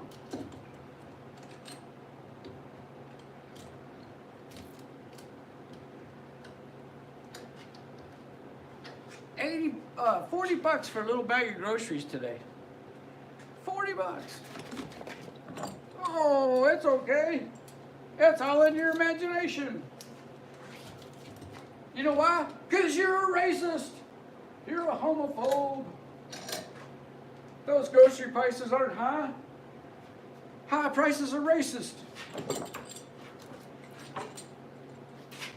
How about the president sucks? And because he cheats. You know, you couldn't say he cheated for the longest time. Now you can say he cheated on YouTube and all that shit.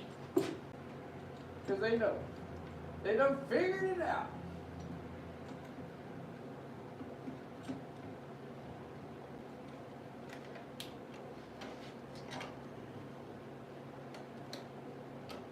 I don't know if that's going to work on my page. Making rims can be very delicate. I'm making plans for the heartaches, 'cause you're making plans to leave. I'm making plans to forget you, making plans to move on. I'm ready to leave. I'm making plans for the heartaches, 'cause you're making plans to leave.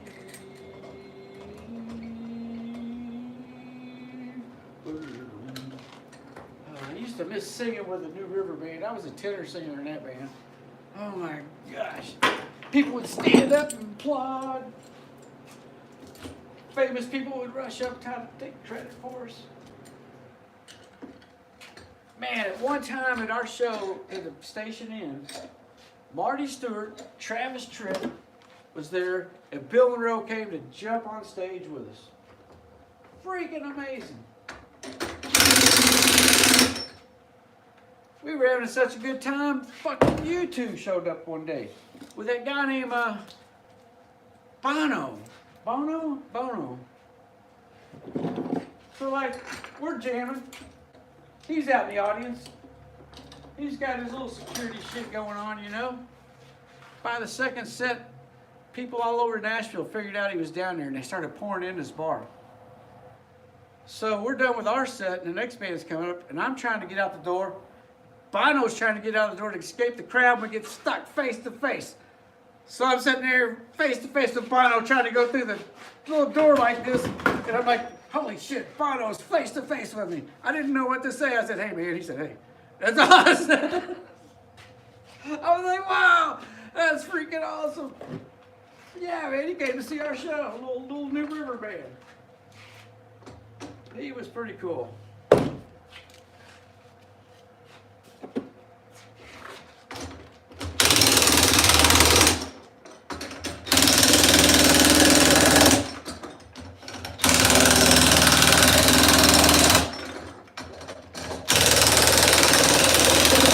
Nothing but a smile, tell me what we all have. I bet it would smile. All roots away. With a smile, tell and a picture of the field.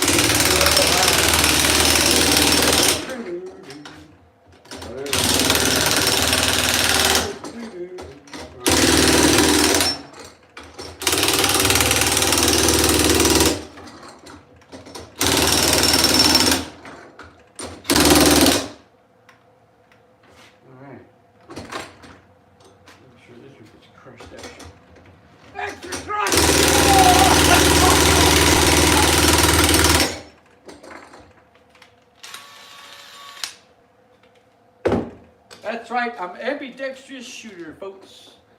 You might hit one hand, but I can take it out with the other. I'm ambidextrous. Oh boy. Oh, and I'm sure have a few more Latin words. Ambi meaning both.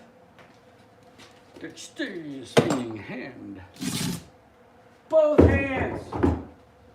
He uses both hands whenever he can.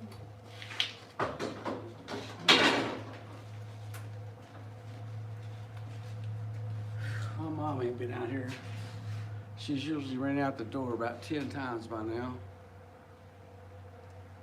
She's getting into a whole different phase of Alzheimer's. I don't think she recognizes food much anymore. That's another crazy thing. Chick calls me up, knowing my mom's over here freaking out of her gourd, dying, and says that shit, wants me to be happy for her. I'm like, you idiot. You spent more on a freaking trip to freaking Gulf Shores than it cost to help to fix all my problems. I don't think that's friendship. You don't have to fix my problems, but you claim that you're trying to help me. And damn, you've been there 5 or 6 times. That's not friendship. That's bragging rights. Oh, I get to go all over the world, and I got a new boyfriend, by the way. Oh, that's not funny. You should share my joy, because I'm drunk calling you. At least she's not drunk calling me. She's got TDS so fucking bad. I just started hanging up on her, man. She started calling me with all this nasty shit about me, and like, I'm a racist Trump believer and all this crap. I just started hanging up on her. I was just like, I can wake up, man. Gee, cricket, just ate up. So I thought, because we're friends and I have very few friends, maybe you'd have more friends if you wasn't such a cheating piece of shit.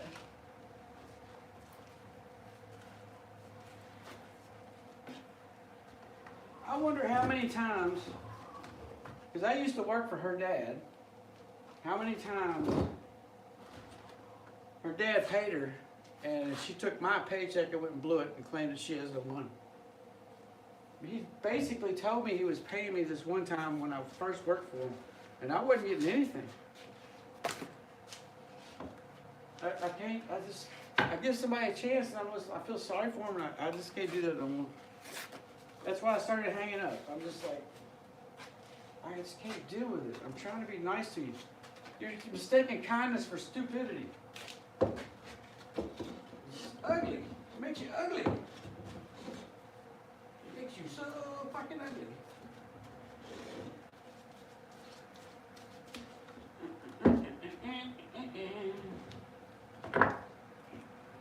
Yeah!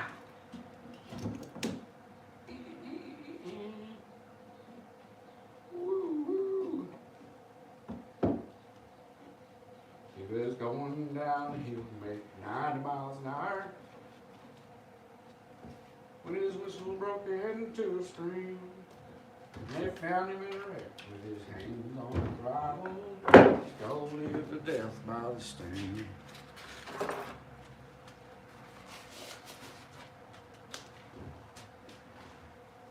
He was going down.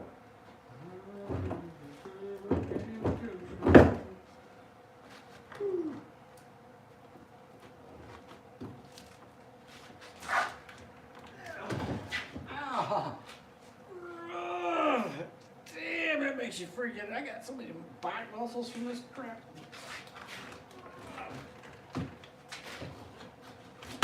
I need a good woman that can give me a back massage. Not a crazy woman that can give me Trump derangement syndrome. Take your TDS and go away. Please. I'm so sick of your TDS. It's so much BS that I can't stand it anymore.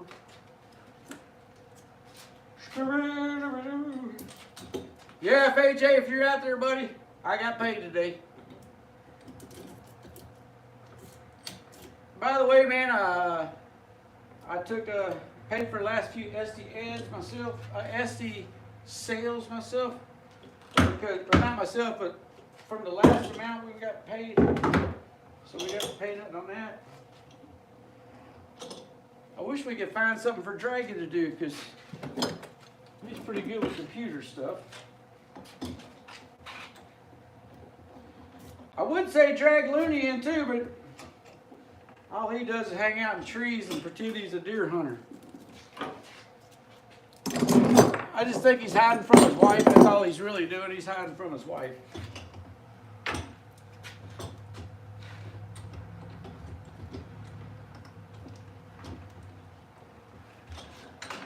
Sometimes I don't know if I'd like to be Looney or not. You get to be married, but you got to hide from your wife. I just don't know if I want to do that.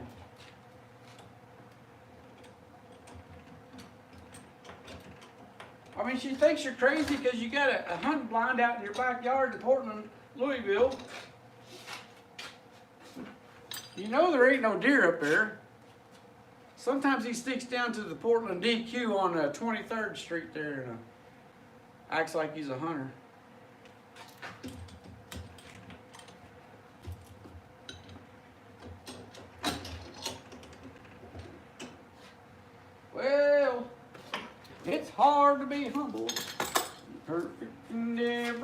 wait.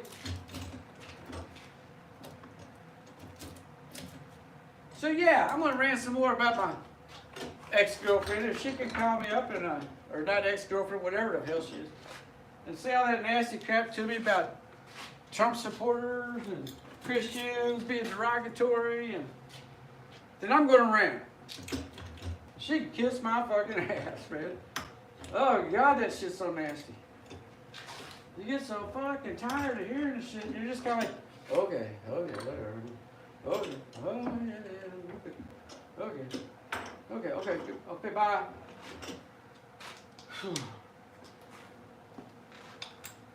I care about you, but I don't love you. I ain't never gonna love anybody like that. Crazy.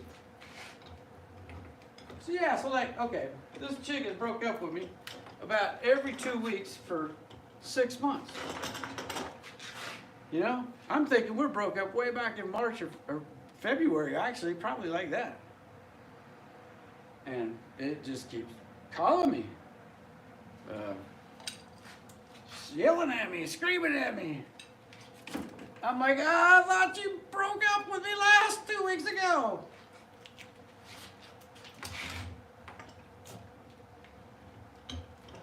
So yeah, so last night, I'm having a good time. Just got out of the shower. Trying to figure out what I'm going to do for today. Ring, ring. Kathy, hey, what's going on? Oh, I just thought I'd like to tell you something before you see it on Facebook. I'm like, you unfriended me on Facebook about 6 months ago. And she's like, what? I'm like, don't you remember? She's like, no. I'm like, well, yeah, I don't look at your Facebook. I don't care what you do. You made it perfectly clear a long time ago that I wasn't the thing, so I don't look at your shit. Yes, I'm not following you. So, I'm like, what upset me was like, when you accidentally FaceTimed me while you were doing personal things with your new boyfriend. That was disgusting. That was months ago. And now I'm supposed to be like, I'm pretty sure this was, I didn't have anything since February, man. I tried to be a friend, but jeez, disgusting. Who knows? Maybe I'm just like a really bad knowledge of love, and this is something I just don't understand. But I know I'm not doing anything but hanging out and trying to help my mom. And anybody's gonna be involved in my life really needs to be doing that kind of shit with me. If they ain't much anything to me, acquaintance or something.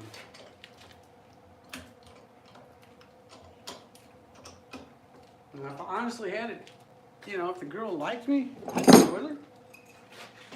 But kind of too late after saying all that shit about Christians, you know. I just been kind of looking at her like she's nuts. Poor person. Yeah, this one ain't gonna work. Yeah, so I'm just kind of like, feel sorry for them. I gotta quit feeling sorry. I just gotta say, look, you're don't be with that guy. Quit calling me. Be that. If that's what you want, be that. But I'm not your punching bag. I'm not your punching bag. I'm not a punching Judy.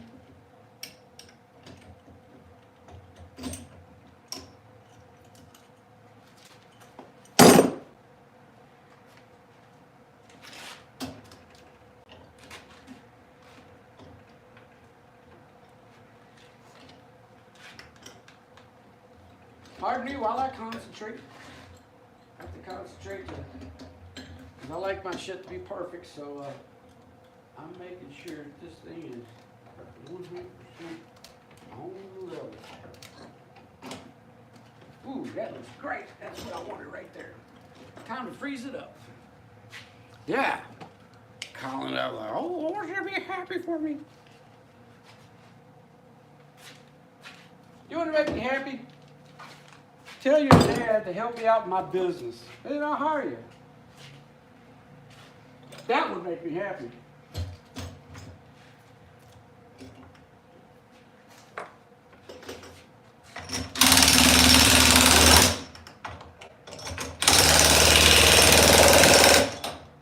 Hey, cut that out.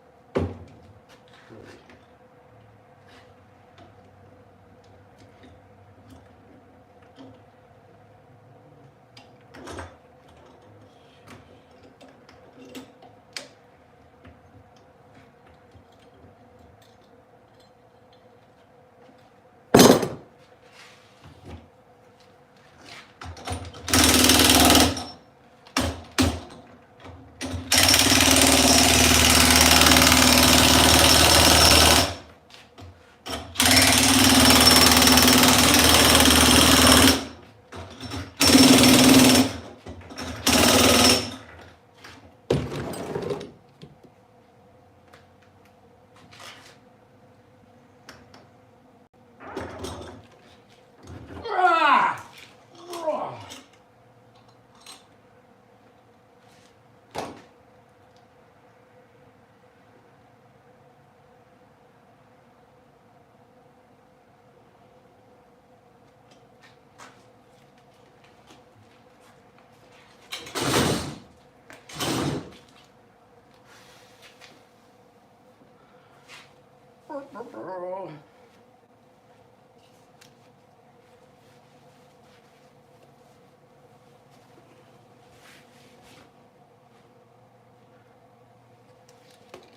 Yeah.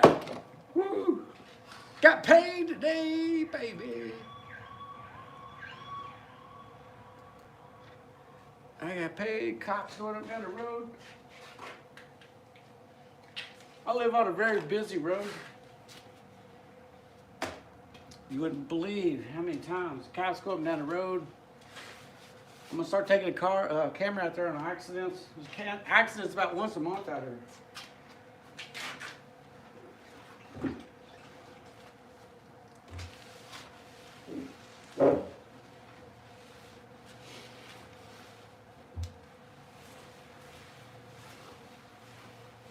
I really like streaming while I'm working.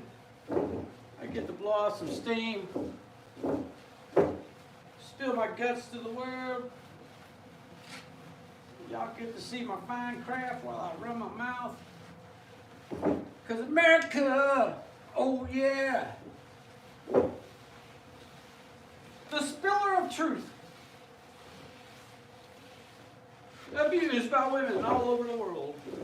Cosmic Haystack Show. I'm gonna start a Me Too movement for everybody gets drunk calls from ex-girlfriends. Yeah, she called me. Said I was a racist.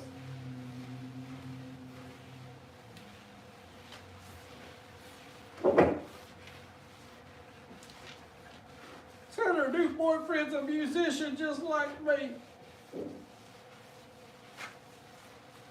I'm like, sounds like you're still in love with me, baby. Sorry. This is mine now. You don't like it no more. I'm gonna give it to another woman. Someone who actually loves me. Someone who won't steal money from me. Somebody that definitely doesn't do drugs. Or get so screwed up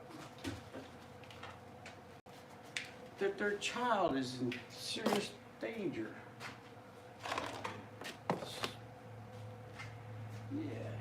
Look at that. Beautiful. We'll do one more. I think I got enough for one more.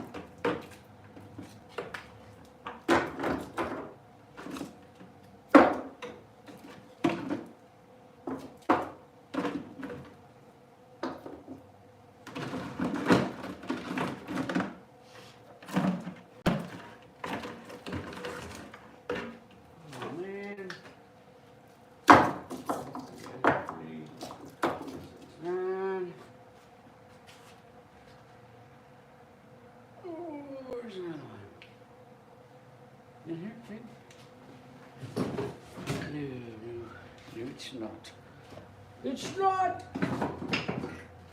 Hey, is that one? No, no.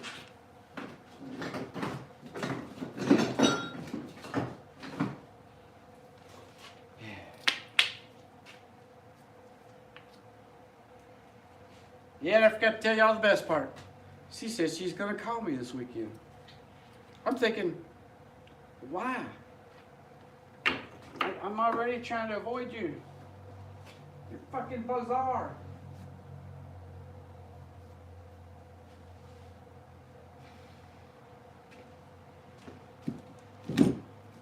This one is the real shiny here. Huh, look at that.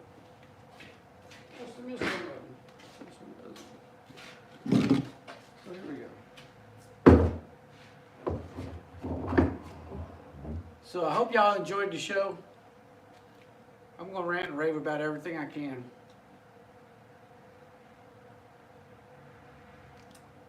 Yep. I'm going to vote for Donald Trump this year just because of all this crap I went through yesterday.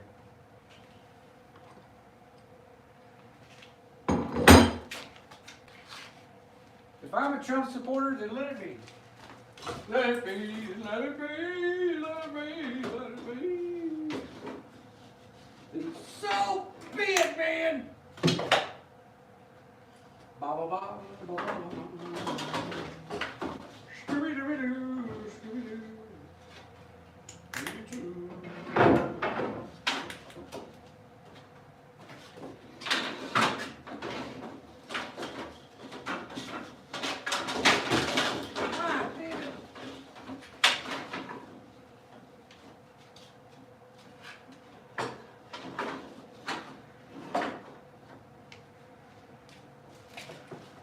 Yeah, that's what I'm gonna do, man. I'm gonna start a Me Too movement for guys who ex-girlfriends call them drunk.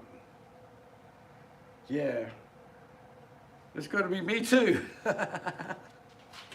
Yeah, me too, man. My girlfriend does, ex-girlfriend does the same. My ex-wife does it to me all the time.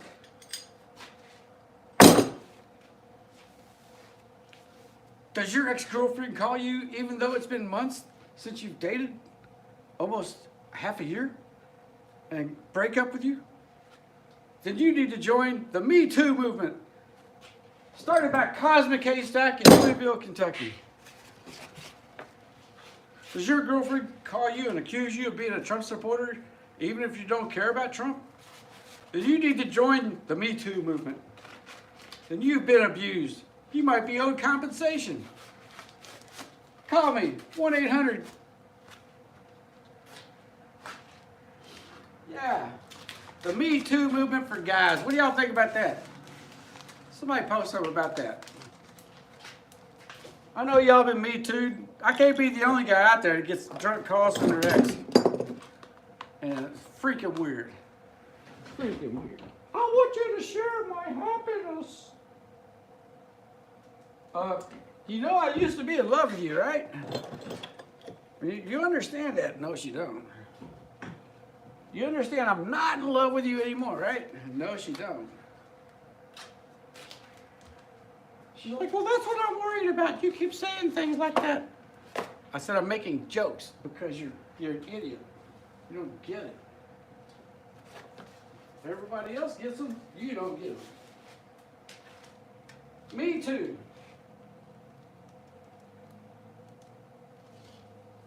If your girlfriend calls you, accuses you of being a racist even though you're part Cherokee, then join the Me Too movement. I'm going to call it the Me Too. T-U-B-E. I got to go see her. Is it lunchtime? Almost lunchtime for my mom. I don't know what she's doing. She's... Poor mom. I want you to share my happiness even though your mom's strangely sick from Alzheimer's and you're suffering and you can't move and you can't leave your house.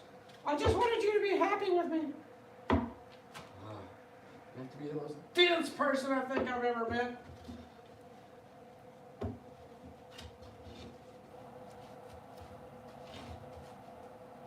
in a concrete block.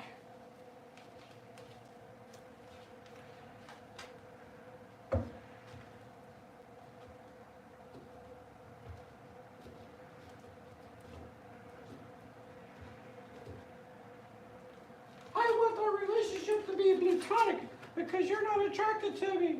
Well, there you go talking about Christians and stuff like you do. I doubt anybody's attracted to you unless they're like a devil worshiper or some shit. Crap, man. If you don't like one church, go to another one. Don't go around blaming the whole religion on shit. No, that wasn't bad.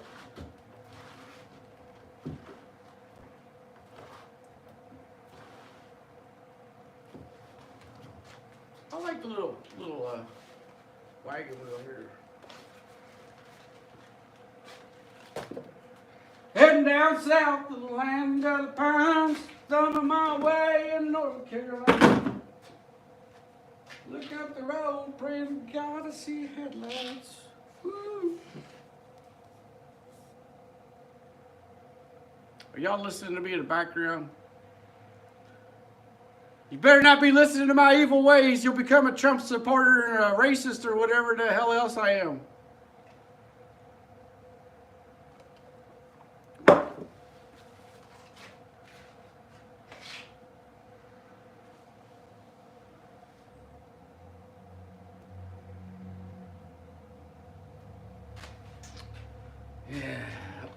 Yeah, couldn't live like that. Fire went out. So I'm going to ramble on some more about this crap.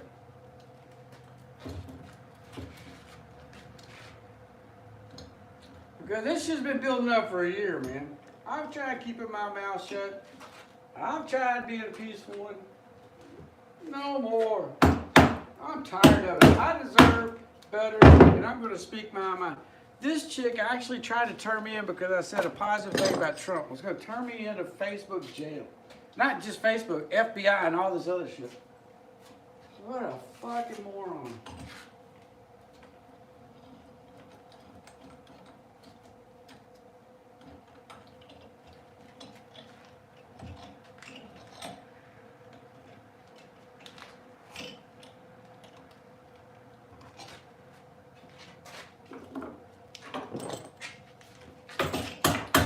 So yeah, if you've been abused by a female, a drunk female, you should call the 1-800 Loose Change Cathedral and become a member.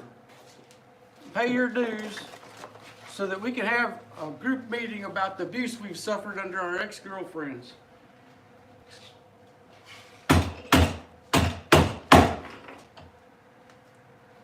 Yep, the Cosmic Me Too movement.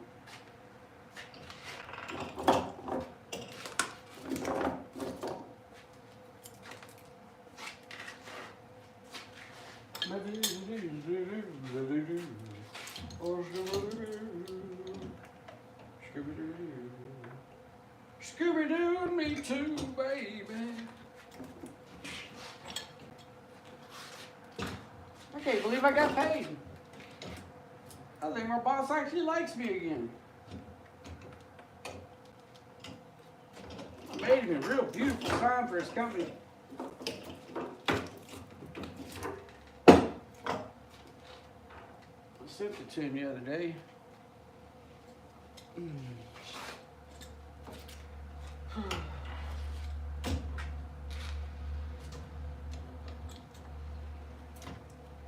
That's all right. When all this is over and I get free again and I can go out and date again, I will find me a woman, a good one. I know they're out there. I dated a lot of them. Should have married some of them.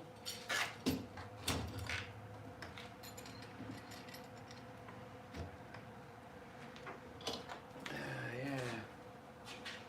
Yep.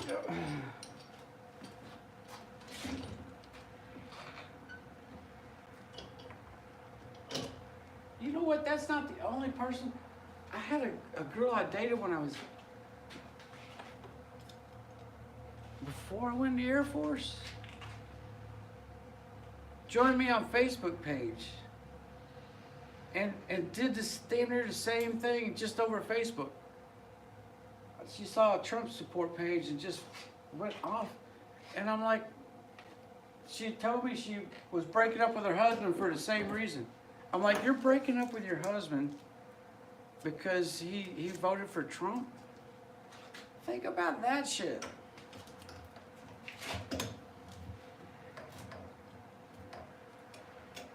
And then you join me on Facebook and then start ripping me a new asshole because I make jokes about it.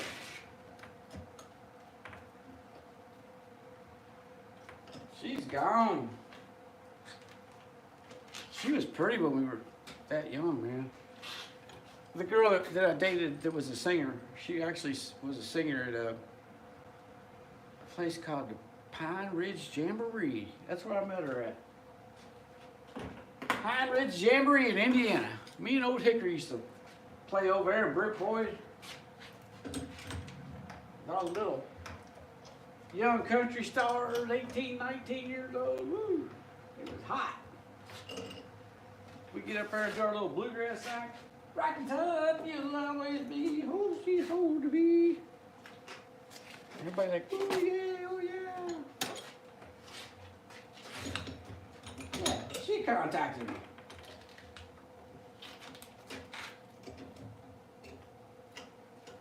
And she broke up with me 20 years later. I'm like, chick, I ain't seen you in 20 freaking years. And now you're gonna break up with me. I don't think we were ever dating.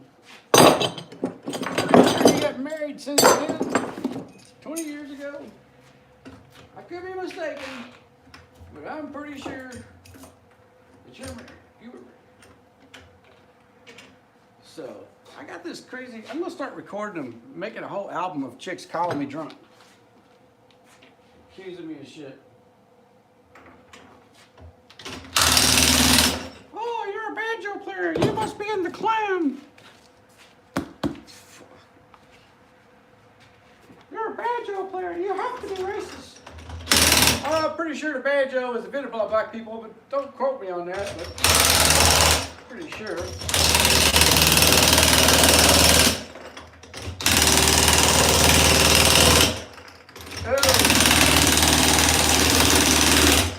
I'll sit here alone.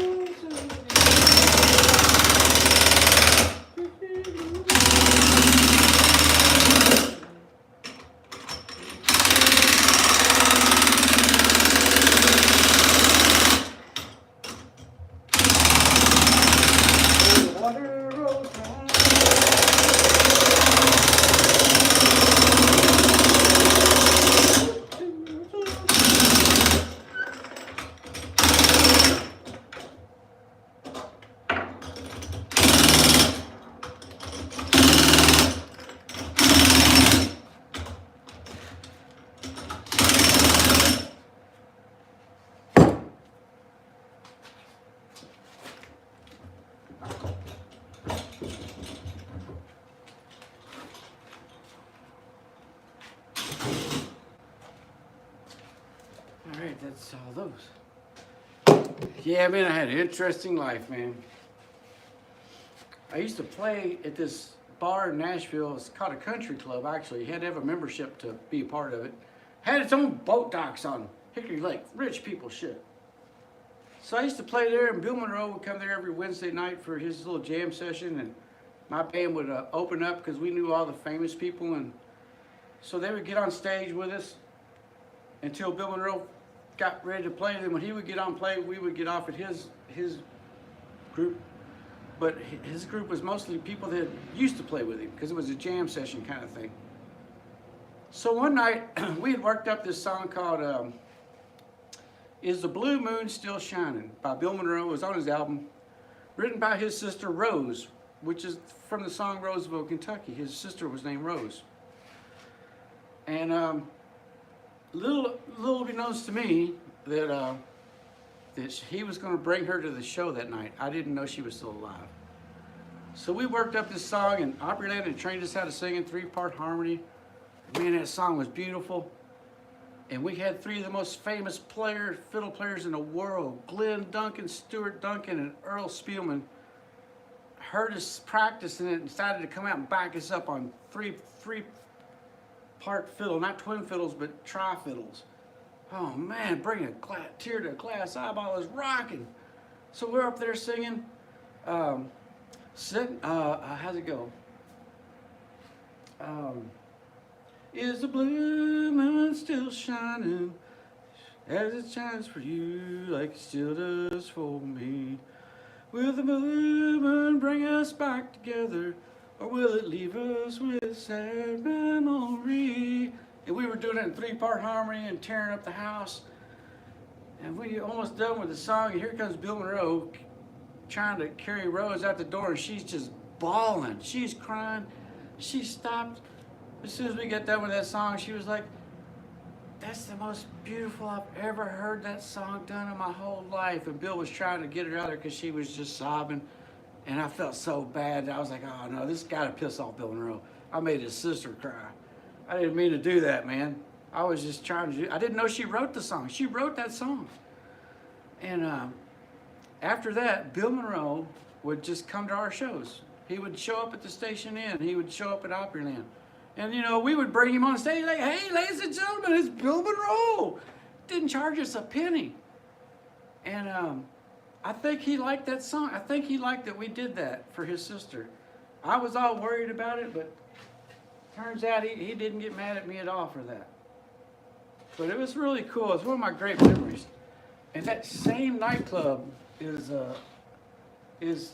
full of so many stories of mine. So many cool things. I think my mom just came out the door. Let me check on her.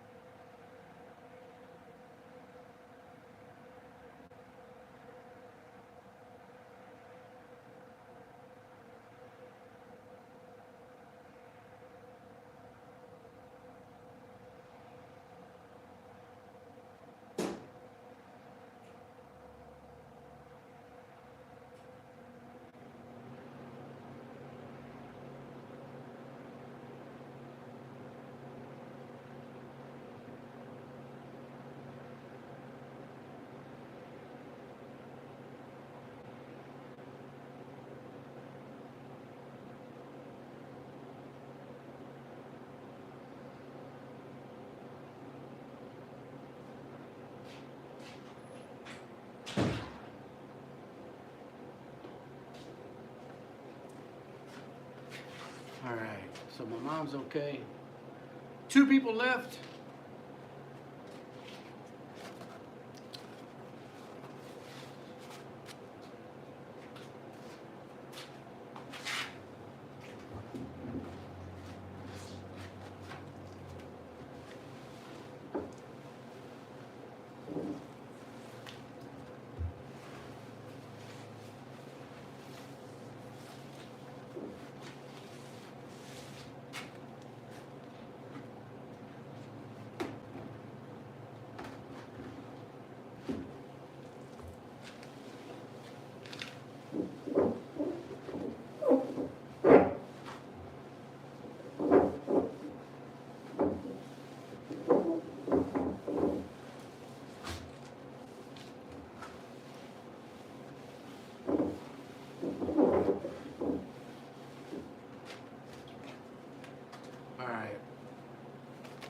everybody coming back now?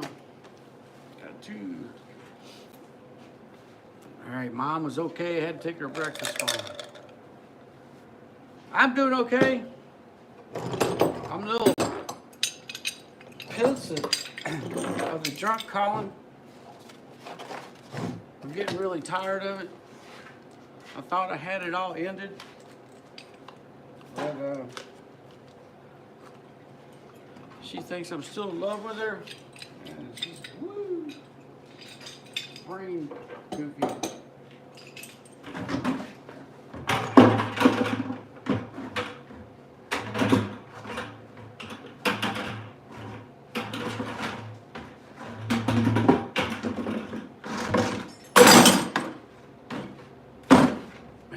What to do?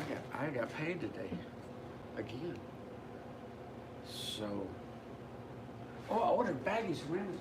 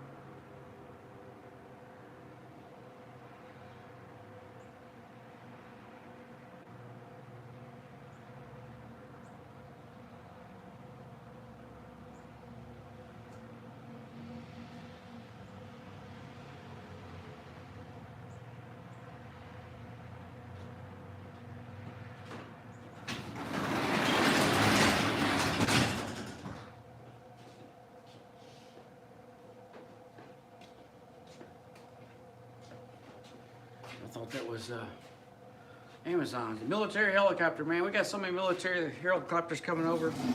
I don't know what's going on out there, but it's getting wacko.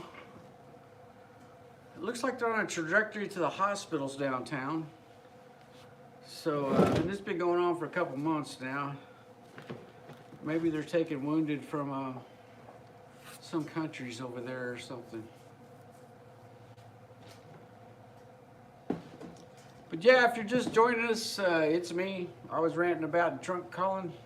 People calling me when they're drunk. Seem to be losing all their capabilities of understanding how other people think. And I was working.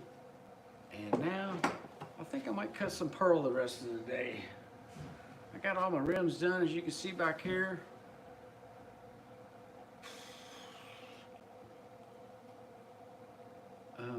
I guess I'm gonna maybe do some pearl. I don't know. Let's say hi in the chat. 2 people in here. Probably dragging at me. A lot of people watch these shows later. Please subscribe. We only need 150 people. I don't always go on rants like I did today, but I do talk. You can go to the ESTY store and pick something up from Etsy under the Cosmic Manufacturing. That's us. We are Cosmic Manufacturing on Etsy. We make like $1 off every mug, so it ain't that much. But if y'all want to go there and buy something to help out, if you can donate at the link in the description, there's a donate link where you can go to Banjos R Us. That's my site, and you can donate. If you not familiar with what's going on, I take care of my mom. She's got Alzheimer's. And I work out in the garage, kind of homebound until we can get her either in a place or she passes. Been like that for years. So I work out of the garage, trying to stay alive until I can move on. But I can't let her go. I can't just abandon her. Everybody else in the family abandoned her, so I'm not going to do that. Never been that kind of person. So that's what I do here.